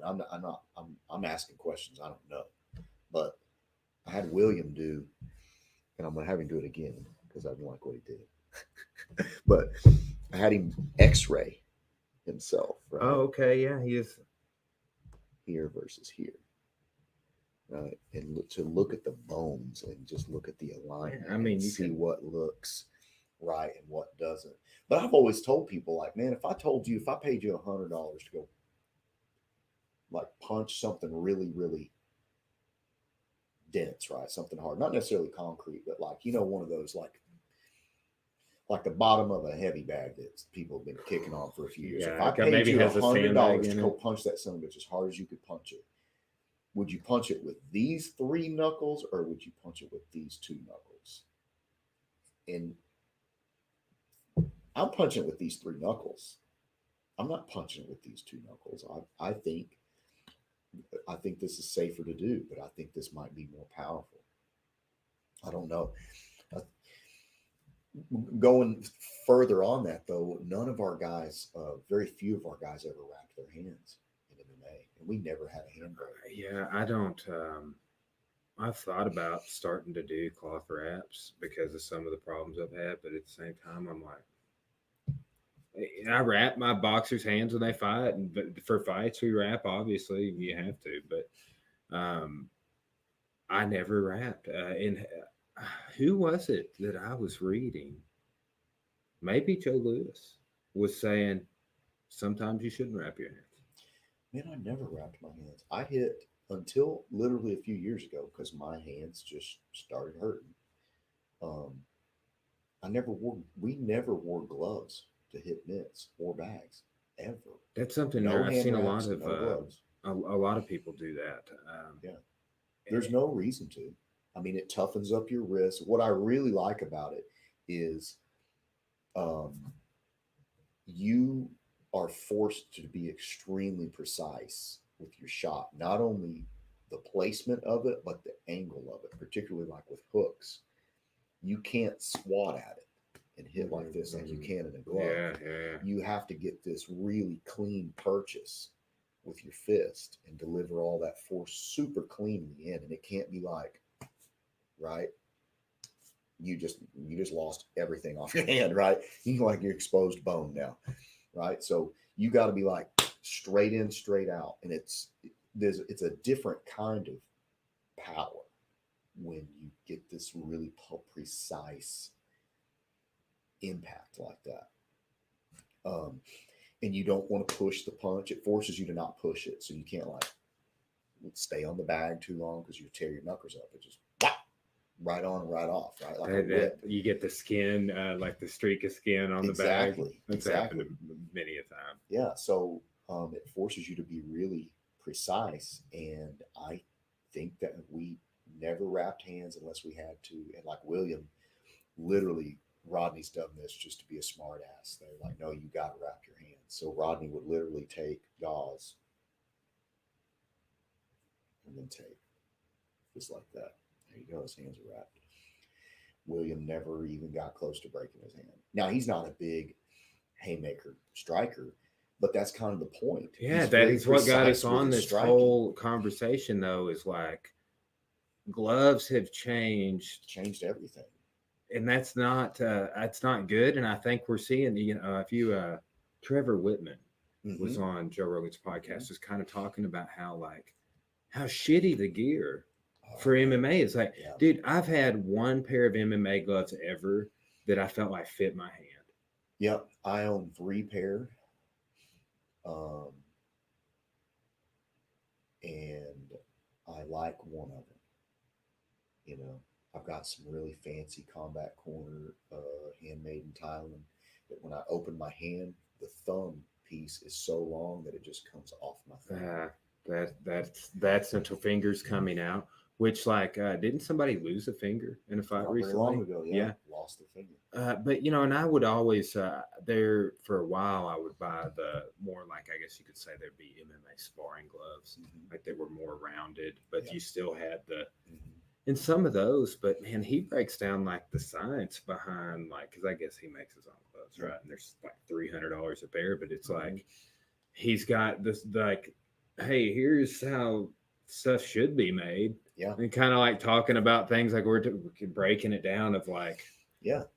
And I think about a jacked up glove, not necessarily a boxing glove. I'm more talking MMA glove. Yeah. Could throw off the structure of your hand. Like when it's changing the striking surface and you're trying to Right. amend whichever idea we're trying here to, and then the Right. gloves a challenge for that. Yeah. Yeah. Yeah. I think the gloves are a shame. I think because it makes it so difficult. Like my students, I'm have everybody wear MMA gloves during the grappling portion, even if we're not doing any punching. Even if we're not doing any punching, I'll have everybody wear MMA gloves. Number one, it looks cool, right? It just looks cool to be wearing MMA gloves while we're training. But number two, I always tell them, like, guys, if you can do this in MMA gloves, you're going to be a murderer without MMA gloves on. Like if you can hit submissions and you can grab people's wrists and you can find ways to hold on to people, grab body handles and all that with an MMA glove on, you take these gloves off, man, and it's going to feel like you have four hands, like you're going to be really, really good. And I think it simulates that kind of conditioned black in a self-defense situation where like you lose all dexterity in your hand, so it kind of simulates that feeling of clumsiness, So I have everybody wear them, and once again, I can't remember what I was talking about there. This happens all I took podcast. that. We shouldn't even worry about it. We'll just segue on to the next thing. Let's talk some J. What questions do you have about JKD? What kind of stuff was you? Okay, so I was just saying a second ago, what you're talking about, like, where are you at on trap? You personally, do garbage. You don't train it at all? Garbage. No, you show me where trapping has ever been done to any sophistication whatsoever in a fight anywhere ever. Anywhere ever. The JKD world just went nuts not long ago over Kamaru Usman's knockout. I'm sure you know exactly what I'm talking about. He did a beautiful, I believe it's a Jiao Sao is what they call it. Yeah. He pulled the guard down and hit him. Number one, he could have just hit him. Just to be clear, he could have just hit him. Right? His guard wasn't going anywhere. It just happened to be there. He happened to reach up, grab it, throw the punch. Number one. Number two, if I showed you, if you called me in for a seminar, right? Hey, Zane, I want you to show us some JKD trapping. I was like, okay, man, check this out. I'll show you this awesome move. You'd be like, okay, I want my money back, right? That's not trapping, right? Trapping is like, switching sides and all this stuff. None of that stuff has ever been done in a fight anywhere ever. And people will argue, well, you can see it in grappling. You can see it in grappling, and you can see it in clinching. Okay, train grappling. You guys don't even train grappling. You know what I mean? You're not even trained. What are you talking about? How would you know it's done in grappling? Number one, you don't even train grappling. Number two, and a lot of kickboxers don't train clinch either. Exactly. Like I got so fed up with that stereotype. Like just recently, I was like, I'm sick of not getting to work enough clinch knees and elbows. Like we're at the Muay Thai class 2 days a week, and we're still keeping kickboxing. You know what? We don't do clinch knees and elbows in there anyway. So that's just where we'll do other shit. And I will work in. I like doing it this way now because it allows me to work. I'll work in some stick or knife stuff.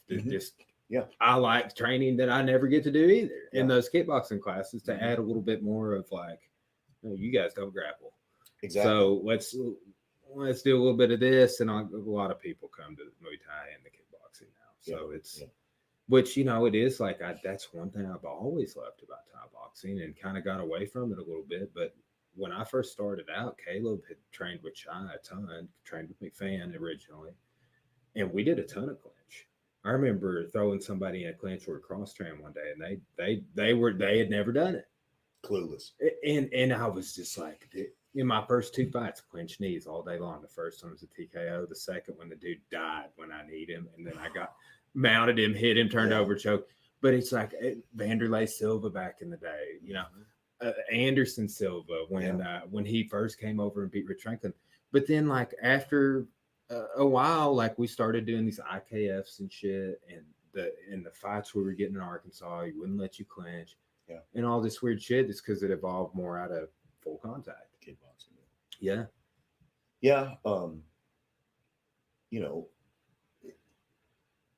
the clinch stuff can look a lot like trapping, but it's like, then just train the clinch. Mm-hmm.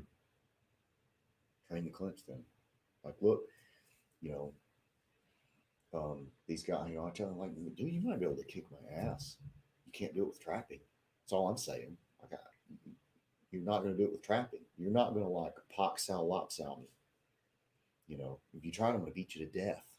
Did So you that's did not you gonna ever work. train any of that coming up very much? Trapping? Were We you around messed it? with just a little bit of it because that's what Rodney had been exposed to in the Dan Inosanto lineage, right? So we messed with a little bit of it, but over the years, Rodney just kind of kept refining, and you know, the daily decrease, right, instead of the daily increase is kind of a JKD thought process or whatever, right? Fewer techniques. Rodney was always real big on that. He always wanted to be exposed to more stuff, rake it in here, pick through it, find some things he liked. But if he found some things he liked, he's going to be looking at this other stuff like, I'm going to take this, but I don't need that anymore. Mm-hmm. Right? He's not just adding, he's adding with purpose, you know. And trapping was one of the things pretty early on. It's out of there. It just doesn't. Now, that being said, I teach a whole series off parrying and hitting, you know, smack, particularly because we all fought strong side forward, right? So we were almost all southpaws. So dealing with that front hand, we would smack the hand and jab, smack the hand and cross, smack the hand and hook, smack the hand side kick, smack the hand, kick the leg. That's very effective. You see Cowboy doing that. Mm-hmm. He'll just slap the shit out of their hand and then leg kick them, right? Yeah. That stuff's effective, like one swat and then go. But this thing of like 2 or 3 complex movements in, Switching sides and going back to yeah, the original you're wasting your time with that. It's look, if you like training it, man, train it. Please do. But if you're teaching it to someone as a modality of self-defense, shame on you. Shame on you. That's nonsense. It's not effective. What? So I picked up some chatter about this, and I think I was you and Rodney. I was seeing comment on something on social, but the ranges discussion, Yeah. right? Like that's something big that just from watching tons of Inosanto and Vunak stuff, Yeah. they're all about the ranges of like kicking range, boxing range, Right. trapping, grappling. Yeah. But apparently that may have not been anything Bruce Lee propagated. No. Ted Wong used to teach a long range, medium range, close range, or something like that. Yeah. It's like it means nothing about what techniques you can do in these ranges. There's just a little bit different. First off, the stance needs to change a little bit. As you get closer, you need to get squared up a little bit more so you have access to both hands and they can't get behind you as easy. Head movement, of course, everything needs to look quite a bit different. You need to be a little bit lower in your stance. You need to be moving your head on a swivel because you're right there in gunfight range. The no man's land, you know, it's what Ted Wong used to call it. And it's a pretty common term, no man's land. Yeah. Like we're in gunfight range, baby. If I can hit you, you can hit me, you know, so you got to have your head on a swivel and you got to have the hands up and everything needs to look right. Out here at long range, we can start looking pretty cute. You know, we can drop our hands and we can play Michael Venom Page and Cowboy and all that stuff. But getting inside, everything needs to look quite a bit different. But Ted Wong was like, guys, I can be nose to nose with you and sidekick you. I can hit you from outside of kicking range. I can punch you, right, with the straight lead.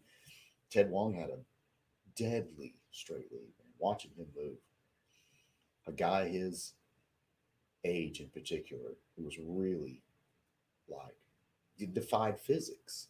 You know, how he was so fast and explosive but so effortless at the same time. You know, he moved better than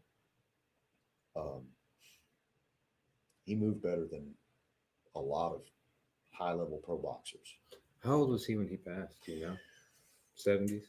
No, I think he might have been late 50s, early 60s. Oh, wow. Maybe something like that. Yeah. Tragic. Did he have cancer? It's tough, man. Yeah. He caught it super late, you know, like pancreatic or prostate, something like that. Pancreatic Super duper cancer late. killed my favorite guitar player. My philosophy professor for college has it right now. Dang. Friend of mine's dad. It's a terrible cancer. Yeah, it's a bad one. Let's see, he was born in Hong Kong in 37. Hold on, let's see, 73. 73. I was totally wrong. Why did I think he was so young? 73. Yeah, too. And I remember Rodney coming to this long time ago. I split room with these karate people for like 23 months until I opened my first location, went out of my own. But they had Richard Bustillo in. Yep. Did you go to that? A few times. Yeah. Okay. Yeah. He was fun. Yeah. He had a really fun personality, very charismatic. Yeah.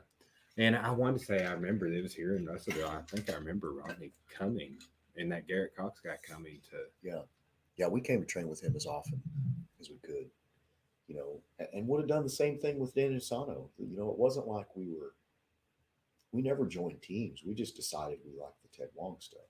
That's all it was. We liked Richard Bustillo. He would show us clinch stuff. He showed us clinch stuff that we took home, implemented. I say we, like I was, part of the coaching team or something. Rodney, of course, who did it. I just like to insert myself in there to feel cool. But, Rodney took that stuff straight home and implemented it right away. A lot of the clinch stuff, the grappling stuff. I mean, he taught us the double arm bar, which I'm sure you know, but that's where we learned that. We're like, that's the craziest, you know what I mean? Like, that's crazy. It is crazy. But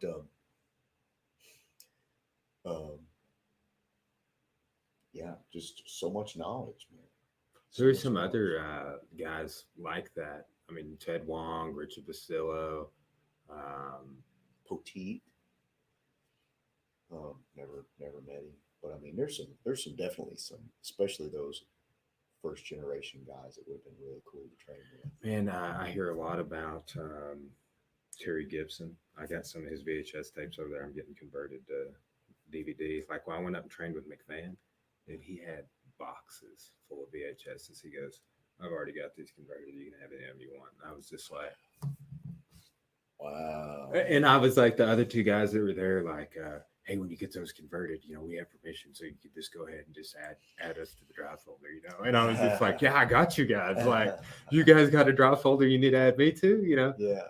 But that was Terry Gibson, who's a Tulsa guy apparently. But I've seen some of his old tapes and stuff, but and known people that trained with him. But he was apparently he died of cancer or something. It's apparently just one of the best guys in the whole region, apparently. Yeah.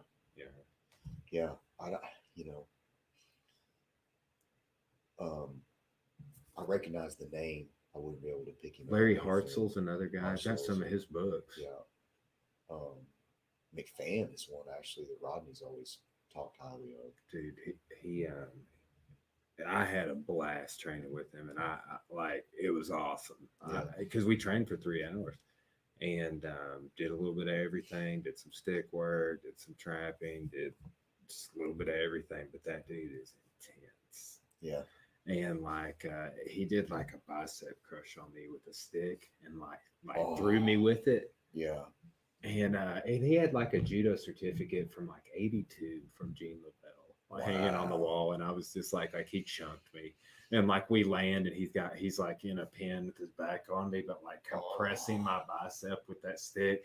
And the next day, dude, my whole bicep right here and arm was just red. Yeah. He then one of the guys there had a rubber knife. Yeah. And he was like, I hate those rubber knives. And made a comment about it. And then he took the knife away from the guy and then slapped him on the forearm with it. And he goes, see.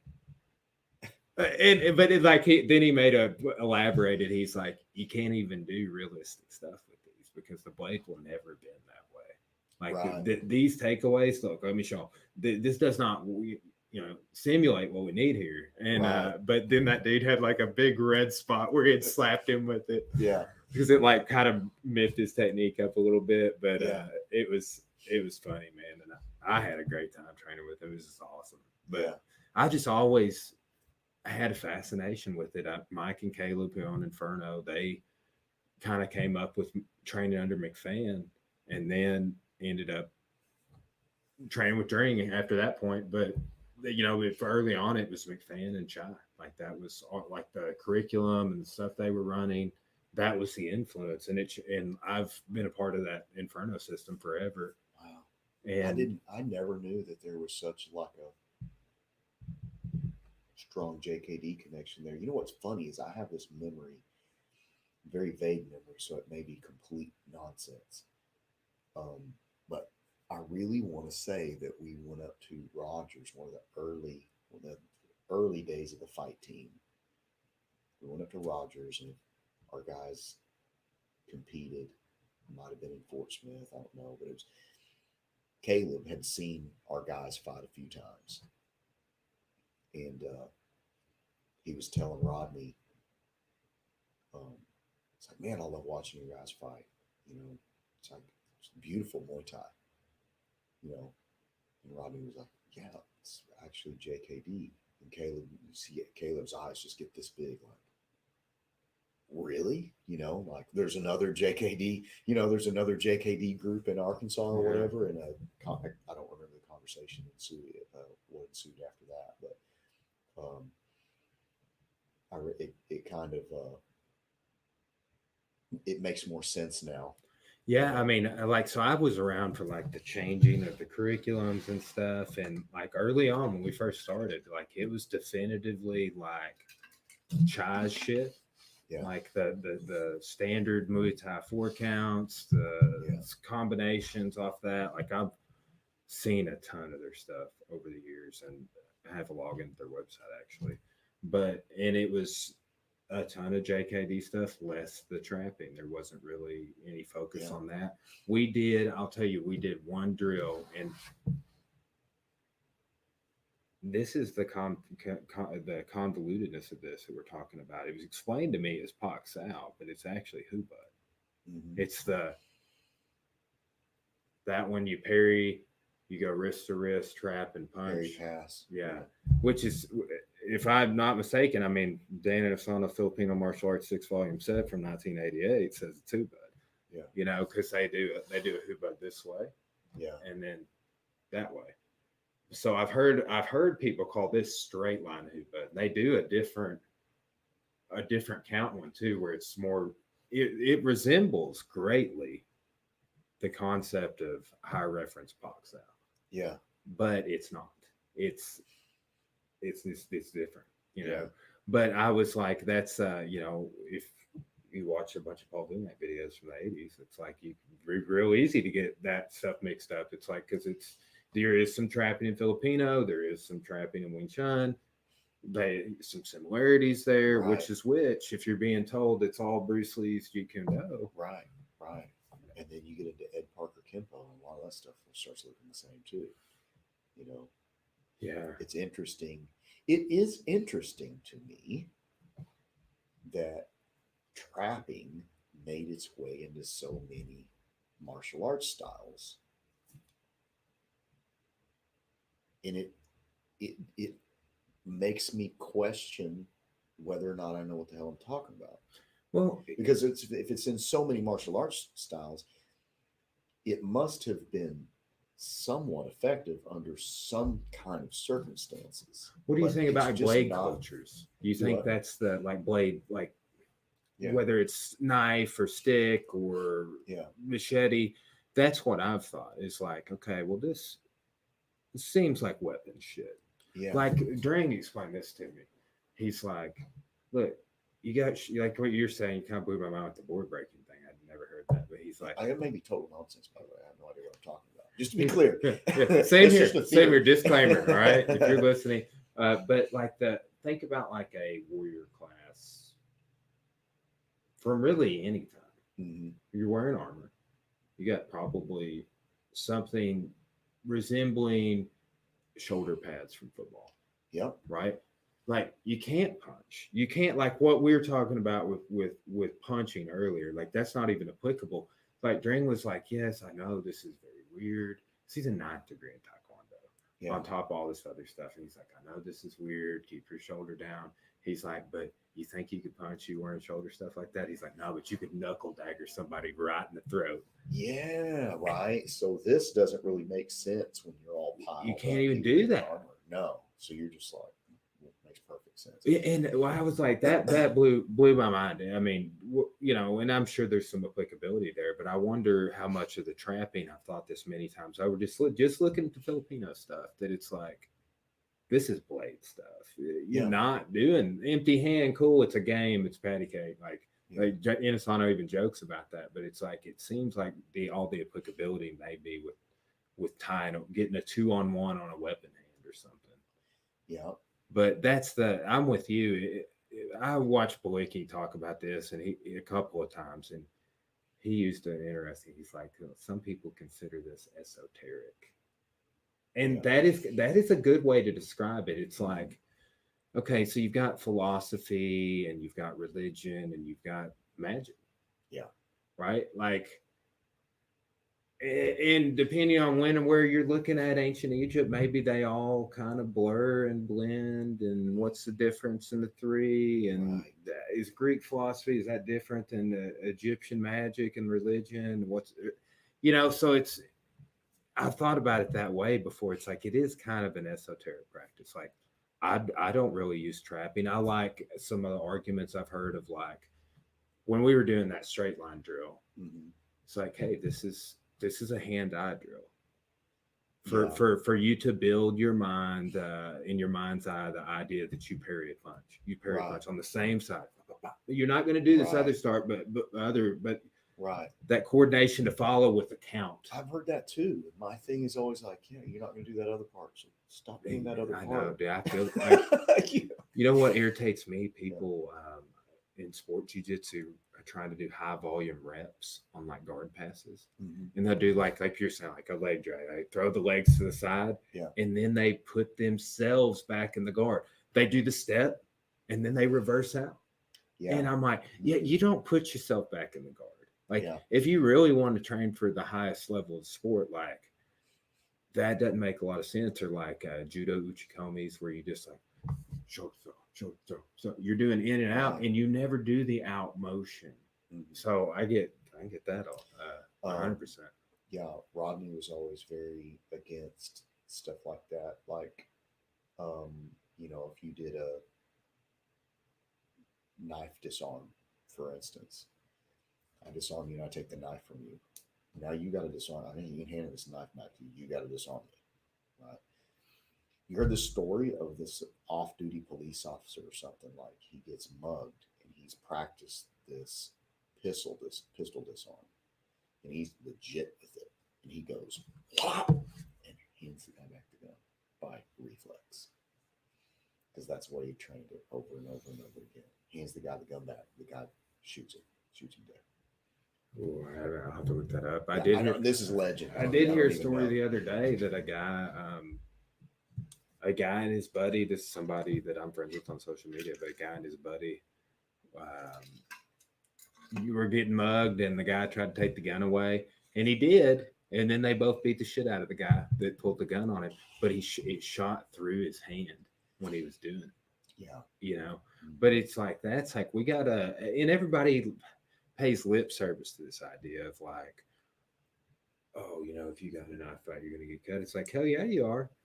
But it's it's interesting to people say that, and then they train in the way we're talking about.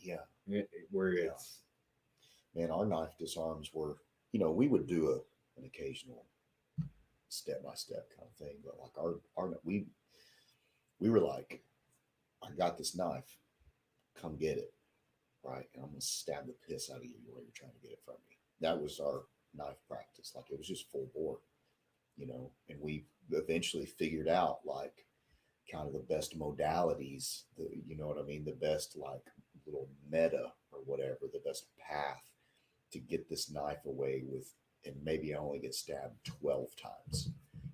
Like, there's no good way to take a knife from somebody. No good way. And particularly not if you train it realistically in terms of the person who has the knife.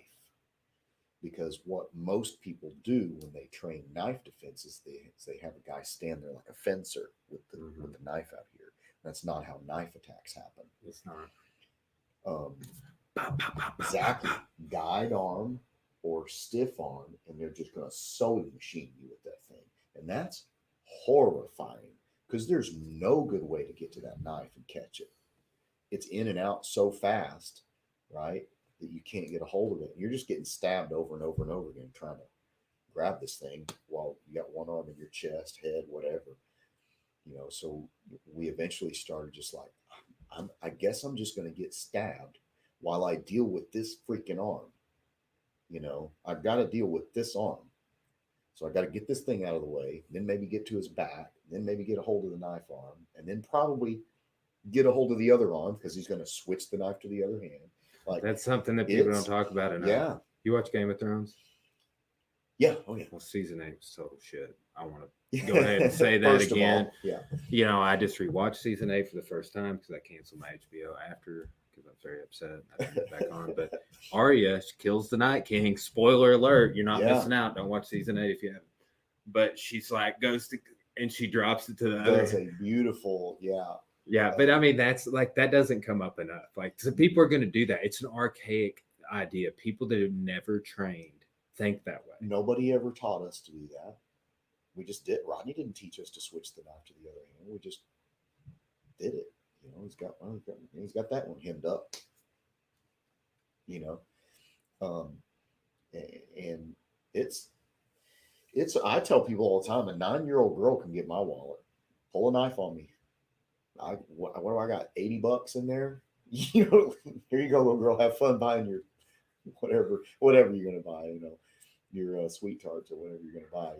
But I'm not trying to take a knife away from anybody. I know I'm not fighting anybody with a knife. It is one of those things. Like I love martial arts, so it's like all this stuff that we're talking about esoteric or now. I like looking into it, having conversations about it, and like just like you, a couple of times have been like, I'm probably not right about any of this, but am I right? Should we reopen this case file up? Like, that's said this last night. We did some promotions and stuff, but it's like, Jeff Woods, my history mentor in college, is black belt now and teaches the noon class. And we're going over something. And I was like, hey, I came to his class. And this is my first student, really. At the time, and then he taught me this thing that was really profound and it blew my mind and changed the way that I did this outside heel hook entirely. And, I went over the detail and I was like, it's stuff like that happens a few times a year, whether it's grappling or boxing or whatever, that it's like, it has happened every year that I've trained and it keeps happening. Why didn't I think of that? Type of a moment where, you see something, you do something, you connect the dots on something, change the way you did something, found out a better way to do it. Mm-hmm. And that stuff is what has kept me interested in this the whole time. Yeah. I always talked about like, that's why Rodney was able to come up with a successful, a functional grappling system in a vacuum, essentially.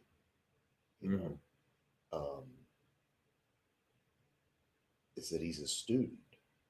I mean, first and foremost, he's a student. He learns from me. I learn from Will. I learn from Luke. I learned. Matter of fact, I bet I've learned half a dozen things from Luke that you taught him. I guarantee it. And when he came back from the military and trained us again while he was at Tech, like before the pandemic a little bit. But man, when he came back, he is totally different on the ground. I remember, I mean, he's always always been pretty dense, like his musculature, even when he was more, when he was heavier. Yeah. But it was still like, damn, bro, like you're a slab. Yeah. Like underneath it was like, oh man, yeah, he's brutally. But when I remember that I rolled with him, and I was just like, geez, dude, like you're a tank now. Yeah. And he had, because he'd got a blue belt wherever he trained, but it just kind of blew me away that he had kept up with it and gotten better than the last time I saw him. Yeah. Luke's one of those guys. He's got a ton of experience, but man, he's like any of us. He's like a little kid, man. Start showing, he's just like, show me something, show me X, show me this, show me that. I'll show you what we used to. He's super into it. We used to call, and I'm pretty sure he knows we called him this because we had a student also that looked like Nomeo. Yeah. You ever seen that Disney movie Up? Yeah. That's like one of the other guys here, Randy Melton. So Luke, if you're watching this. I'm pretty sure that we used to joke with him about it, but maybe we kept it to ourselves. Maybe you joked with him behind his back. But you're the kid from Up, Luke, okay? But we had another guy, blue belt, trains with Rudy now. Actually moved to Cersei, and he looked just like Nomeo. We call him Nomeo all the time. I worked with a guy that was calling me Nomeo for a while because of my beard. I could see that. Yeah. Especially in the winter, wear my hat. Nomeo. But yeah, just being back to just being a student, man. I feel sorry for people who get to the point where they refuse to. It's always so cool to me to hear about instructors, professors, whoever it is, going to somebody else's seminar just to learn from them. Like, man, that's so awesome. Well, that's why, like we said earlier, like I remember you guys being at the Sean Shirk seminar, and I remember this would have been the poor college student time of my life, right? Like I was 28, still getting my master's degree, still in college. Yeah. But I remember Mark McFan being at that seminar, and he goes over and talking to Sean Shirk. He's like, "Hey, that was Greg." And I'm like, guys, talking about Greg Nelson over here. Yeah. Like that's and they're just like, all my students are like, who's Greg Nelson? And I'm like, don't you know anything? Yeah. But like that was man, I have always chased knowledge, like from the books to the DVDs. I will say, man, it's a tragedy that almost every book on that shelf is out of print. And they're not going to reprint them. Yeah. Like I don't foresee, like we've shifted away from that. And so, I like that to an extent for some types of books.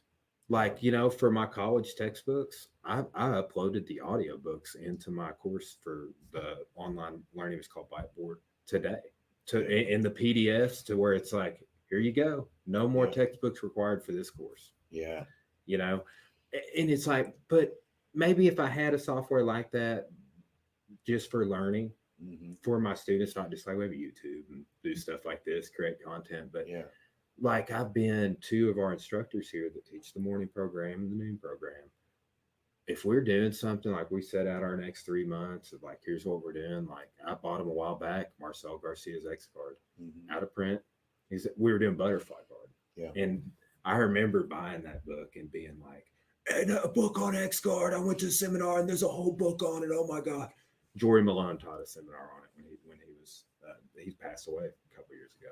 But I like get it. And there's a bunch of butterfly in here. Like what? X card, But then like full circle, like we're like, one of the best sources of butterfly guard is this book. Yeah. And it truly is. And so, but I picked them up copies of that used $70 a piece. Jeez. The like the Gracie Master walk into 10 years ago.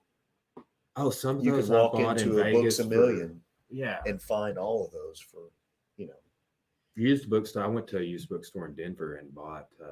There's a boxing encyclopedia up there. Wow. Like, and it's like 1880s to 1990s or something like that. Like it's like 100 years of history. Like goes up to the Tyson era, But super cool. But they had all kinds of Taekwondo books and books I'd never even seen before. Yeah. And I've chased down several, like I bought I don't know if it's up there. I bought a Rare in Asano book, a JKD book from that I scored it for $30-40, but it's selling for over 100 everywhere. I just caught a used bookstore, threw it up, didn't know what they had type of a deal, or what, weren't being greedy about it.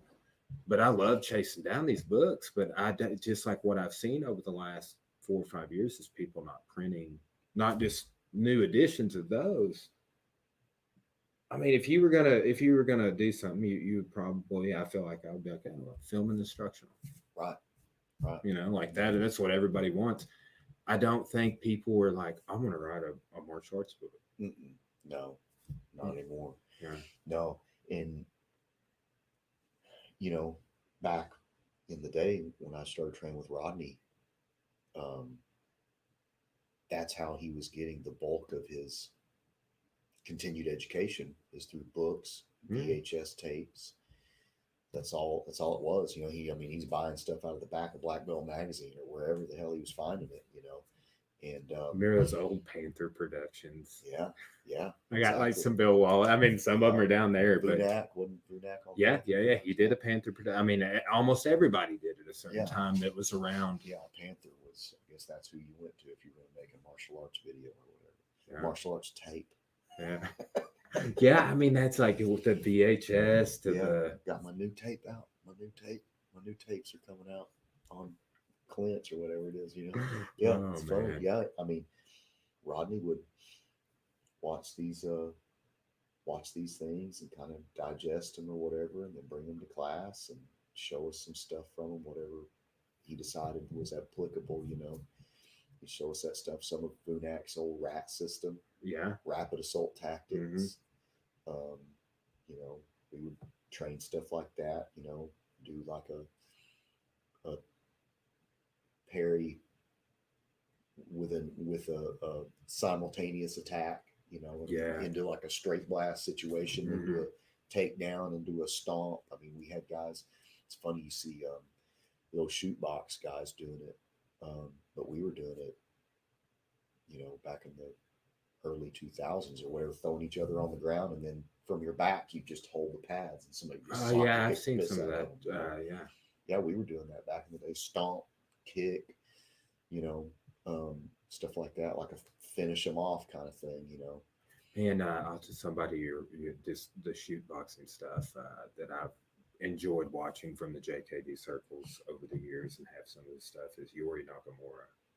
He's I just like some of the boxing stuff he's put out, and then like rolling knee bars, and I mean, like very much so, like him and Eric Paulson, some of their like transitional stuff to the ground is in the same vein. Like I've seen him do a lot of the same stuff. But I love Eric Paulson saying anything will work if you pull it off. Anything can work if you can pull it off, or something like that. Because a lot of stuff that you see on Eric Paulson DVDs or whatever is like, it's almost experimental level. It's kind of dicey. Like maybe you could do it, but I don't think I could do it. That has a lot to do with his skill level and size. I feel that way with we were talking about this last night with one of my guys here about the 10th Planet stuff. Yeah, like I've always followed it.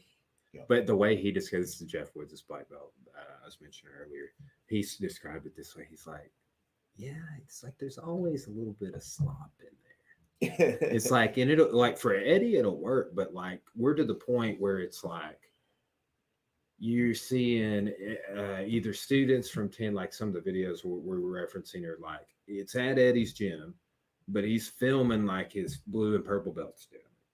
Yeah. And they're not doing it is the way he would do it precise, but that's the information they're putting out, like on these drills that they do. They're warm-ups, they call them, like flow drills.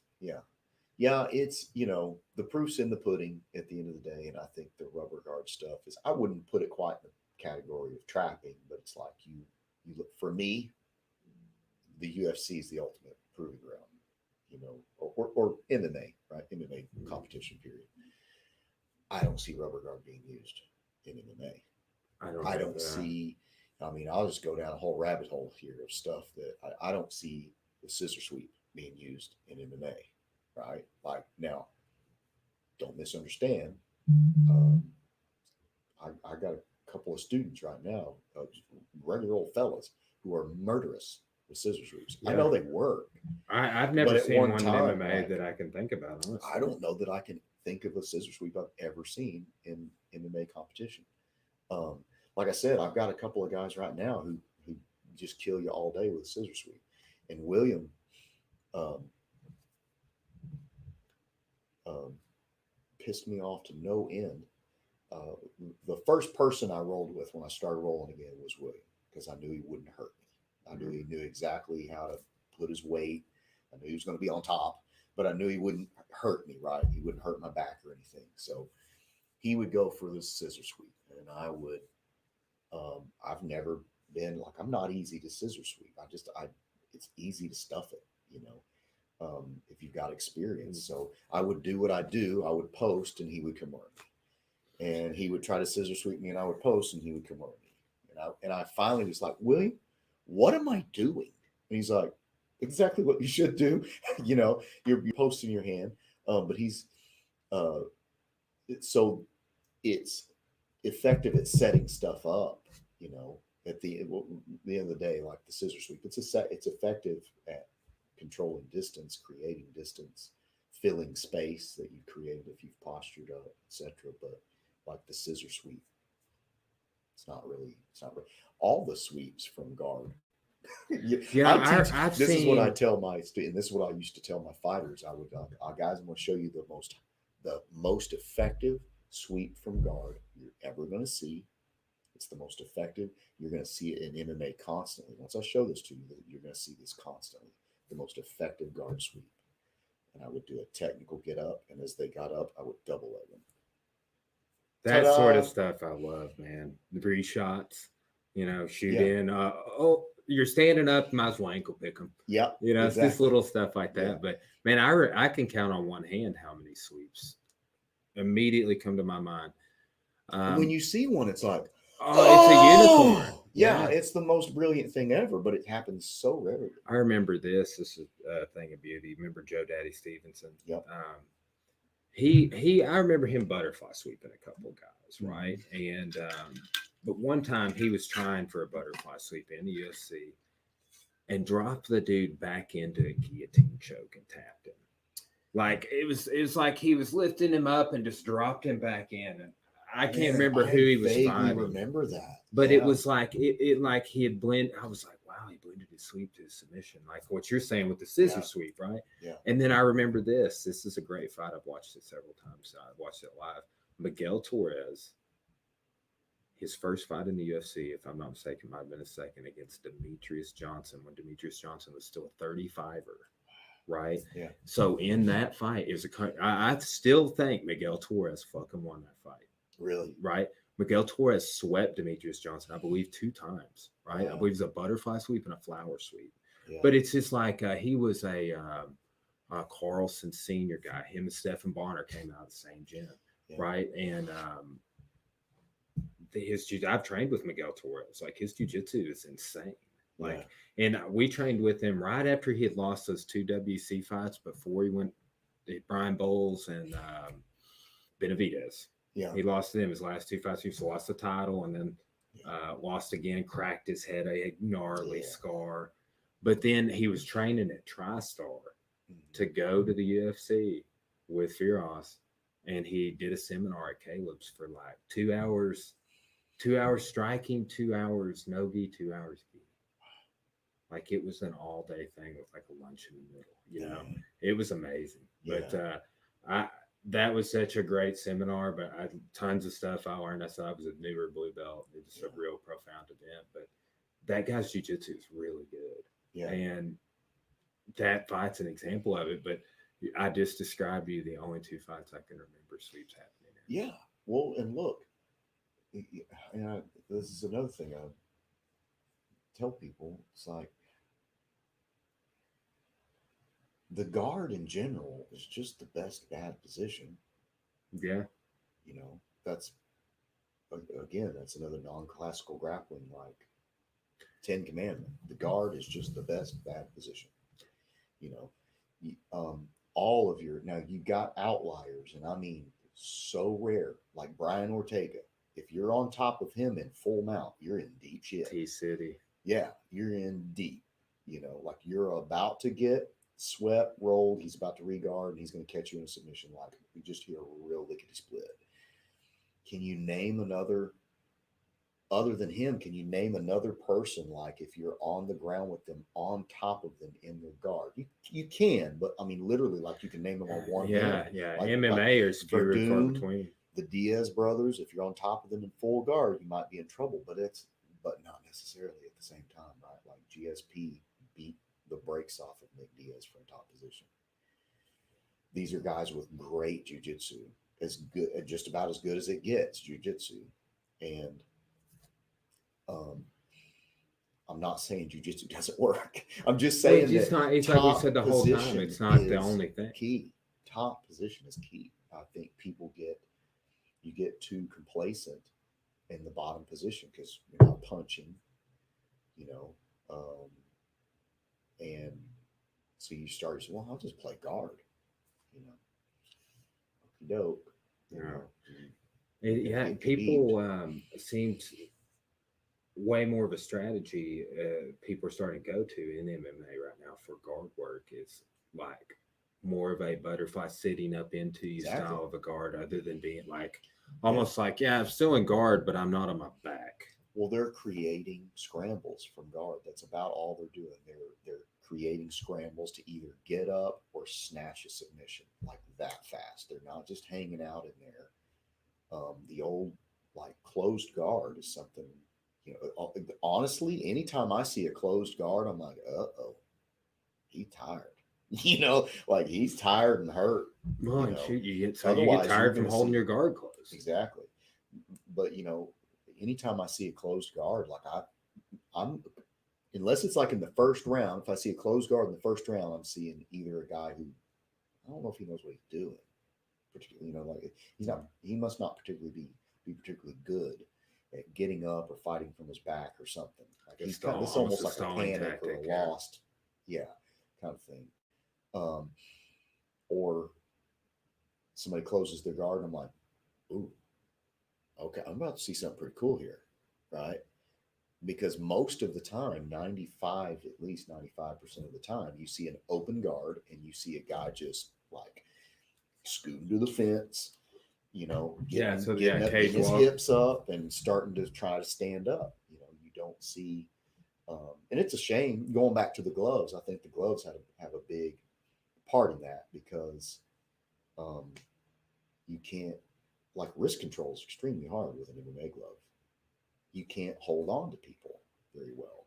And if you can't hold on, if you can't just snatch a wrist up, it's very hard to set up triangles.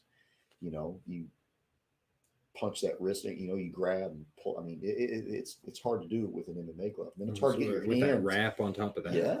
Getting your hands in places you want them to go with the MMA glove for submissions. It's a shame because I really think it stifles grapplers. It stifles the gloves really stifle I would agree with that.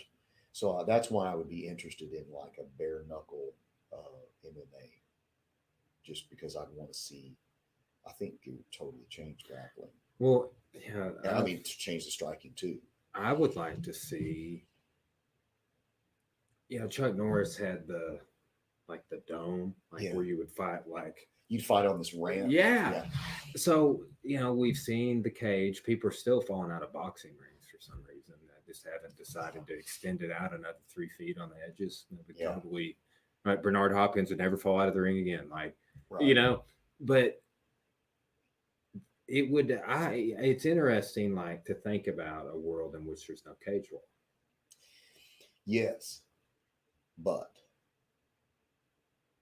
I think people would just keep backing up. Yeah, like it would be. I think you would literally just like wherever the nearest, if it's 100 yards away, a lot of people are going to back up 99 yards. Mm-hmm. You know. You ever heard? I did a 20-minute podcast about this, but have you ever heard of a mythical? There's some record of him, but a Greek boxer named Milan Komis. No. Okay, so allegedly won the Olympiad one year, and he may have existed, right? This some evidence, but here's the myth, which may or may not have been true. He was undefeated. He'd never lost a contest. He was never hit in a contest. No one ever struck a blow to him. He never delivered a blow.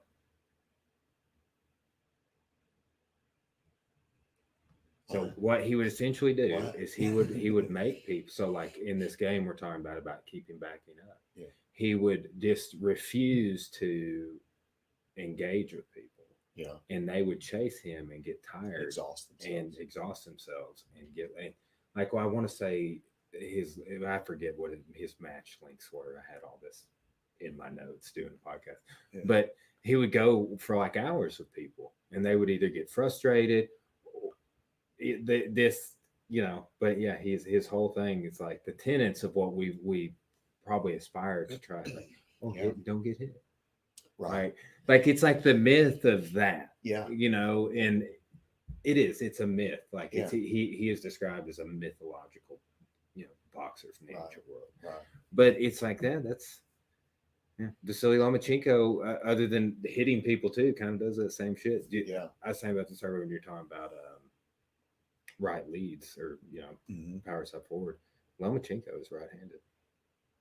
Really? But he's I've wondered that. I wondered that with a lot of southpaws. Yeah, Bryce Mitchell's right-handed. He fought southpaw in the UFC, but I don't know why grapplers switch leads. I've never understood that. Like if you are a jiu-jitsu guy or a wrestler, particularly wrestlers, because you start from standing and you start with your strong side in the front, hand fighting and all that. Why are you switching stances? Mm-hmm. Like a lot of guys will literally switch to orthodox, and then when they want to shoot, they'll switch back to southpaw. Yeah. Like, why are you doing this? Well, Matt Hughes, if I'm not mistaken, did that a little bit. Yeah, when he wanted to wrestle more, he would come out southpaw and try to wrestle more. It's like, why are you creating this situation where a person knows exactly what you're going to do out of that stance? Why don't you just fight? Have you messed with strong side forward any?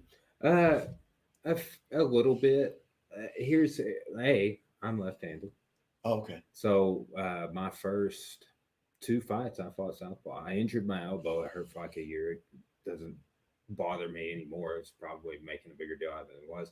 But my coaches at the time, Mike and Caleb, were like, yeah, if you just stay orthodox, that'd be better for us, type of a deal, which is kind of stereotypical, honestly. Like, it's hard to train southpaws. They're harder if you don't put any time into it. But I don't do both sides per se, but I have a lot of drills I do that, like, man, Dwayne Ludwig, he calls it the swing line, but he'll just swing back into southpaw and do combos that are applicable when he's backing up.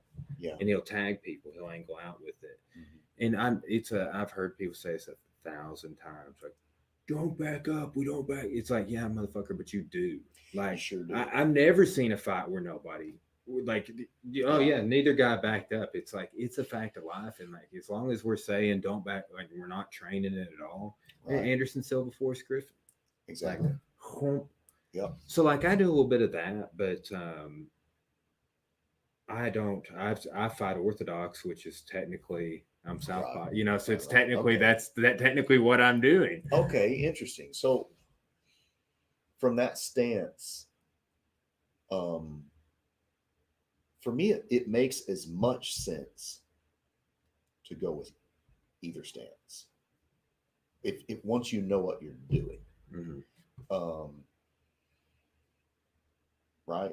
I guess the debate is how long does that take? I mean, there's lots of debates and conversations that can be had about what to do at what point of your training, and etc. But the strong side forward thing, like the punch you're going to feel the most comfortable throwing in sparring is the jab. The punch you're going to use the most is the jab. The punch you're going to land the most is the jab. That's why I like being orthodox, man. Exactly. When I switched, I will tell you, being 18 months of southpaw, it definitively felt better. And this happens too. having an amateur boxing club in here. Mm-hmm. 3 classes a week we have practices. So every new person, and sometimes you see it in kickboxing too, the other striking classes, but we'll do a combo. Let's say we're doing jab cross hook cross. Mm-hmm. Classic. You're showing it like, here's guys what we're doing, or or let's just say you're doing single, double, triple jab, right? The new guys, dude, the other day does jiu-jitsu here too. He's just like, I'm like, you left-handed or right-handed? That's like a basic question you ask everybody, and he's like, they don't ever want to give you an answer because they know they're going to say right-handed. I'm going to tell them to switch it because they're saying like a southpaw. Mm-hmm. But people come in and gravitate, and it's because we do so many combos, start with the jab, we work the jab so much, they naturally want to put that other hand forward because it's their right hand. Yeah. And the downside of it is that the jab is inherently just not a powerful punch. You see in the Terry Tom's book how you can turn into it. I don't know if you've dabbled with actually throwing the straight lead, but you can crack with a straight lead if you've got the mechanics down. You can make it a strong punch. We got at least 2 KOs that I can think of from the straight lead out of our fight team. But you can make it a powerful punch, but the jab is not a particularly powerful punch, and now your big, strong punch is done with your weak hand. Mm-hmm. So initially, you really don't have a power punch. The hook doesn't come naturally to beginners. Eventually, my hook would that's my money punch. I'm corralling you into my hook because I'm going to murder you, right? With my strong side forward lead hook, right? But that doesn't come naturally to beginners necessarily. The mechanics of it doesn't feel right. So right out of the gate, I think some people feel like, okay, this jab feels good, but when it comes to like really cracking the pads hard, they get this feeling like, hey, nothing really hits hard here. Whereas if you go orthodox, downside is you got one good punch, right? Like initially you got one good punch, an overhand right, because the straight right doesn't come naturally to people, but that nice overhand right feels good. Your jab, you can't break an egg with it, right? So that's the bad part, but I think it's empowering to people to leave that first lesson going, man, that sucker felt good. Yeah. Right. So it's hard to figure out what, man, I'm hungry.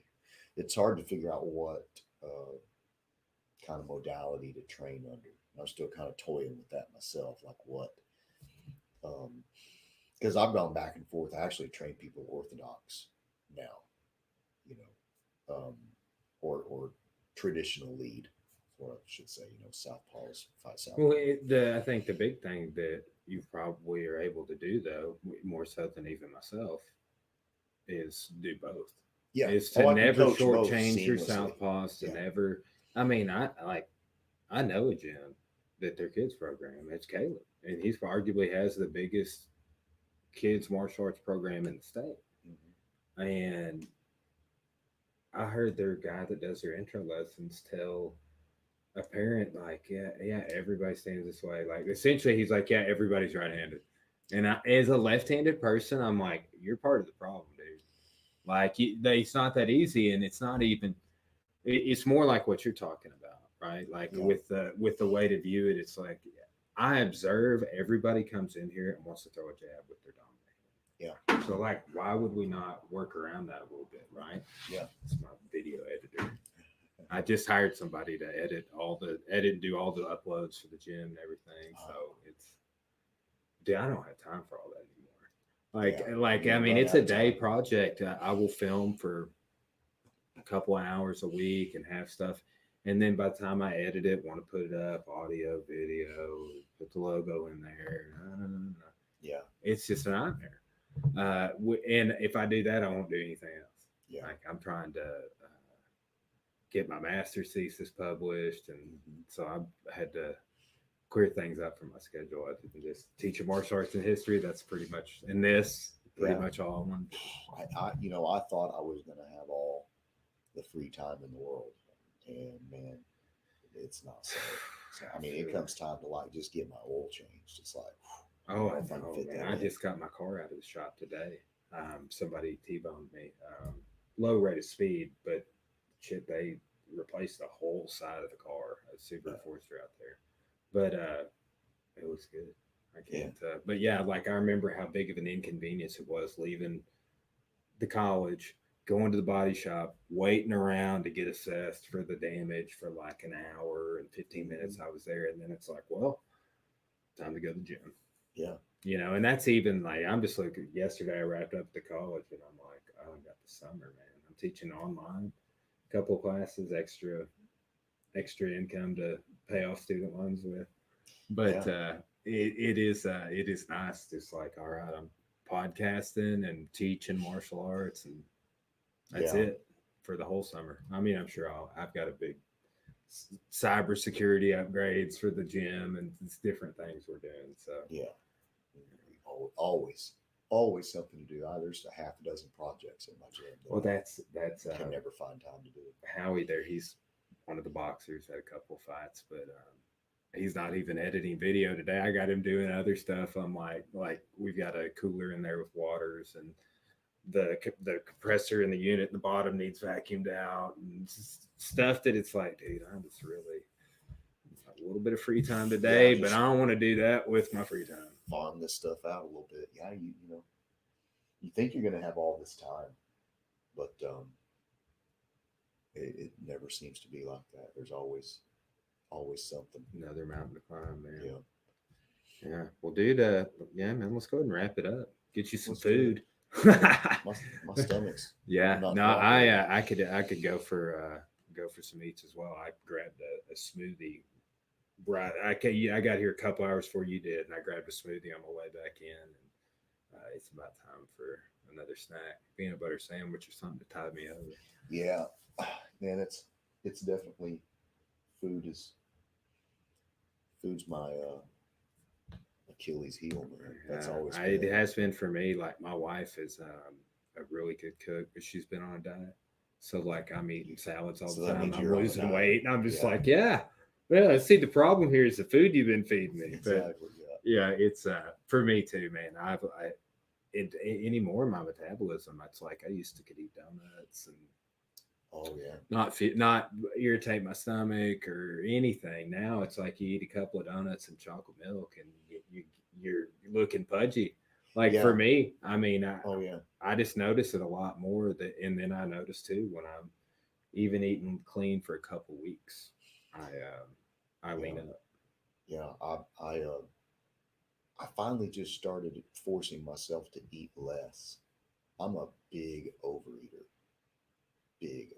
I don't get full. I just get time to eat. Yeah, that's portions are definitely like. I mean, I think a lot of humans are just like, it's like it's the portion control. I know for me, I may get out of here at 7:30. I'm eating dinner close to 8:30. I get up at 4, so I go to bed at like 9:30, 10. Like I stayed up till 10:24 last night. That's the last time I remember, and I was like, I did something today. But we got out of here late last night because we had an event. So, but it is like this is my eating schedule. Like I eat usually a bigger dinner. Don't eat a lot at the beginning of the day. I'm probably gonna start trying to reverse that because I usually don't eat till lunch. I'll just drink coffee and water and not a lot of calories in the mornings. I'm getting, it's one thing to show up to class and participate in class with a bad case of the farts, right? But to be teaching the class, so I like kind of just snack around all day, because otherwise. I started with like almonds and cashew, just like some like healthier snacks. I do enjoy nuts, like just unsalted, plain.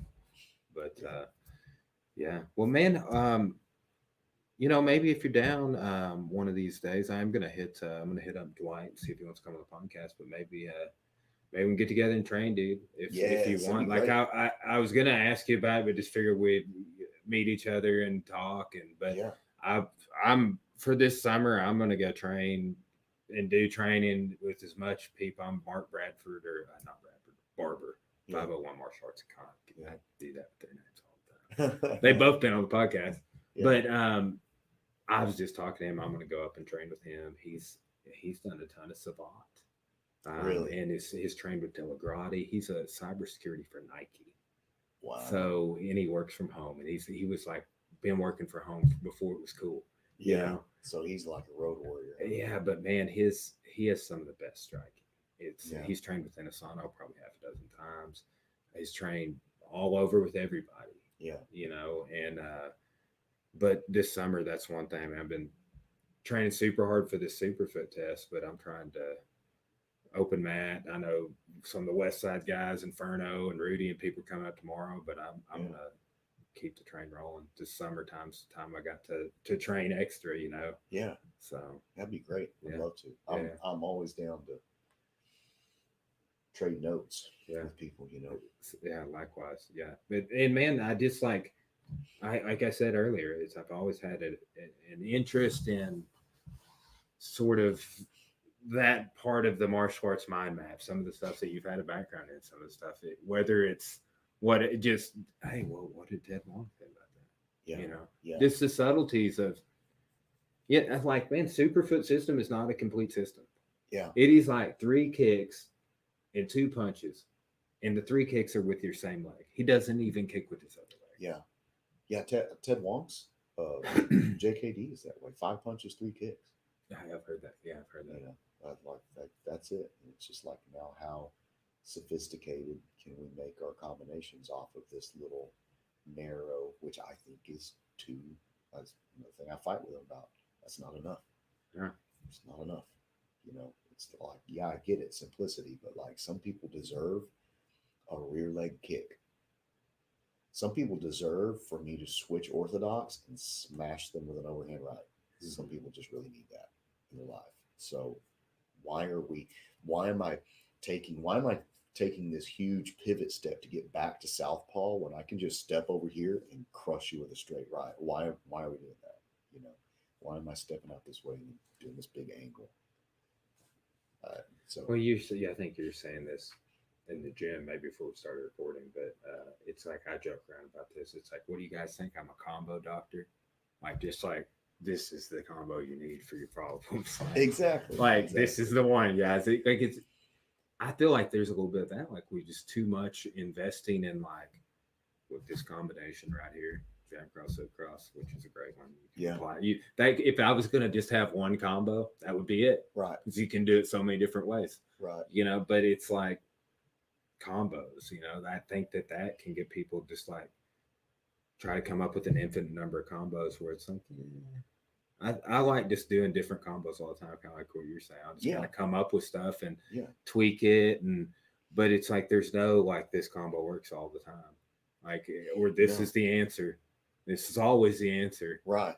But some people think that way, or expect it to be that way. They want it to be that way. I think where a lot of to be honest, I think where a lot of the cultism comes from, particularly like with trapping, doesn't take much energy. You know, you see a lot of fat people. See a lot of fat people doing trapping hands. I'm just saying. You're right. You're right. You know, it is. It is interesting. And all martial arts, I think, have kind of a little bit of the different following. You know, of like, I remember going to the martial arts super show Century has, and had it this year. The last year because of COVID, I've been 6 times in Vegas. They lined up at the International Fight Week. Everybody's there, but it's like, you'd be training with Greg Jackson, and then you got like overweight trapping hands guy there too. It's like, no, I do. You know what I'm saying? And like, that's like, that would turn Caleb off. He's like, no, I'm not going up Mike Winklejohn. There's gonna be a bunch of weird karate people there.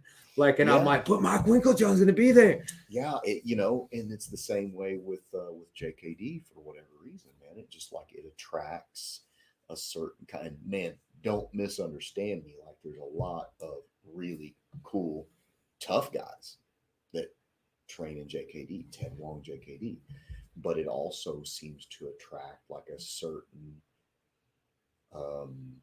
esoteric orthodontist, you know, I don't know, like just kind of a Bruce Lee nerd type character who says a lot of things, but never does anything.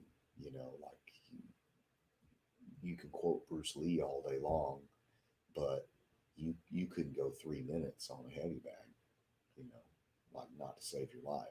And you couldn't spar. I've seen very little sparring ever at Ted Wong seminars. And when I did see it, it was our group doing it. You know, nobody's interested in stuff like that. I've seen instructors spar, and it was embarrassing. I've seen instructors spar like with our students. See, I've kind of not been warned about that, but like with the Superfoot testing I'm going to do, because he hadn't done one in like this first testing he's done since like the pandemic, apparently.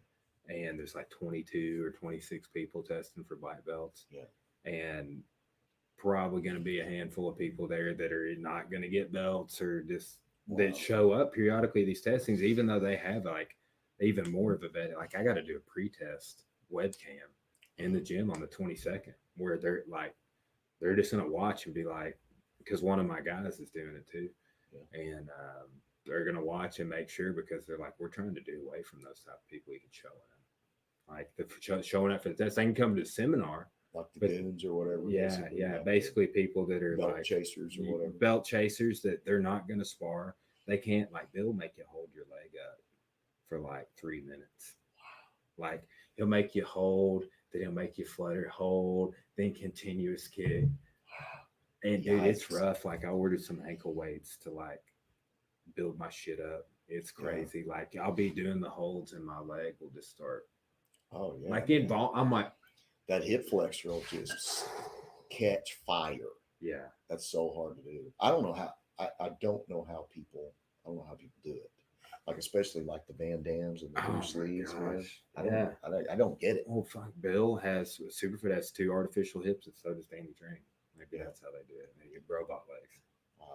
There's a hilarious story. This dude did that to Rodney in a point tournament. Maybe 1 or 2 point tournaments we went to over the years just to do something. And this guy's like the vice president of the organization. And he's like, you know, the guy's like, how'd you make it? Whatever, you know, fight. You know, Rodney moves on the guy, and the guy just sticks his leg out. That ain't like this. Puts it up like this, sticks his knee up, you know, puts his foot out. And Rodney's like, and just round kicks this dude in the shin. Just absolutely, just as hard as he could kick it. And I mean, it's covering a target area, you know, so it's legal. But yeah, the guy did not get cute anymore. And Joe Lewis would call it that. Don't get cute. Yeah, that was a quote he was known for saying. I've seen it.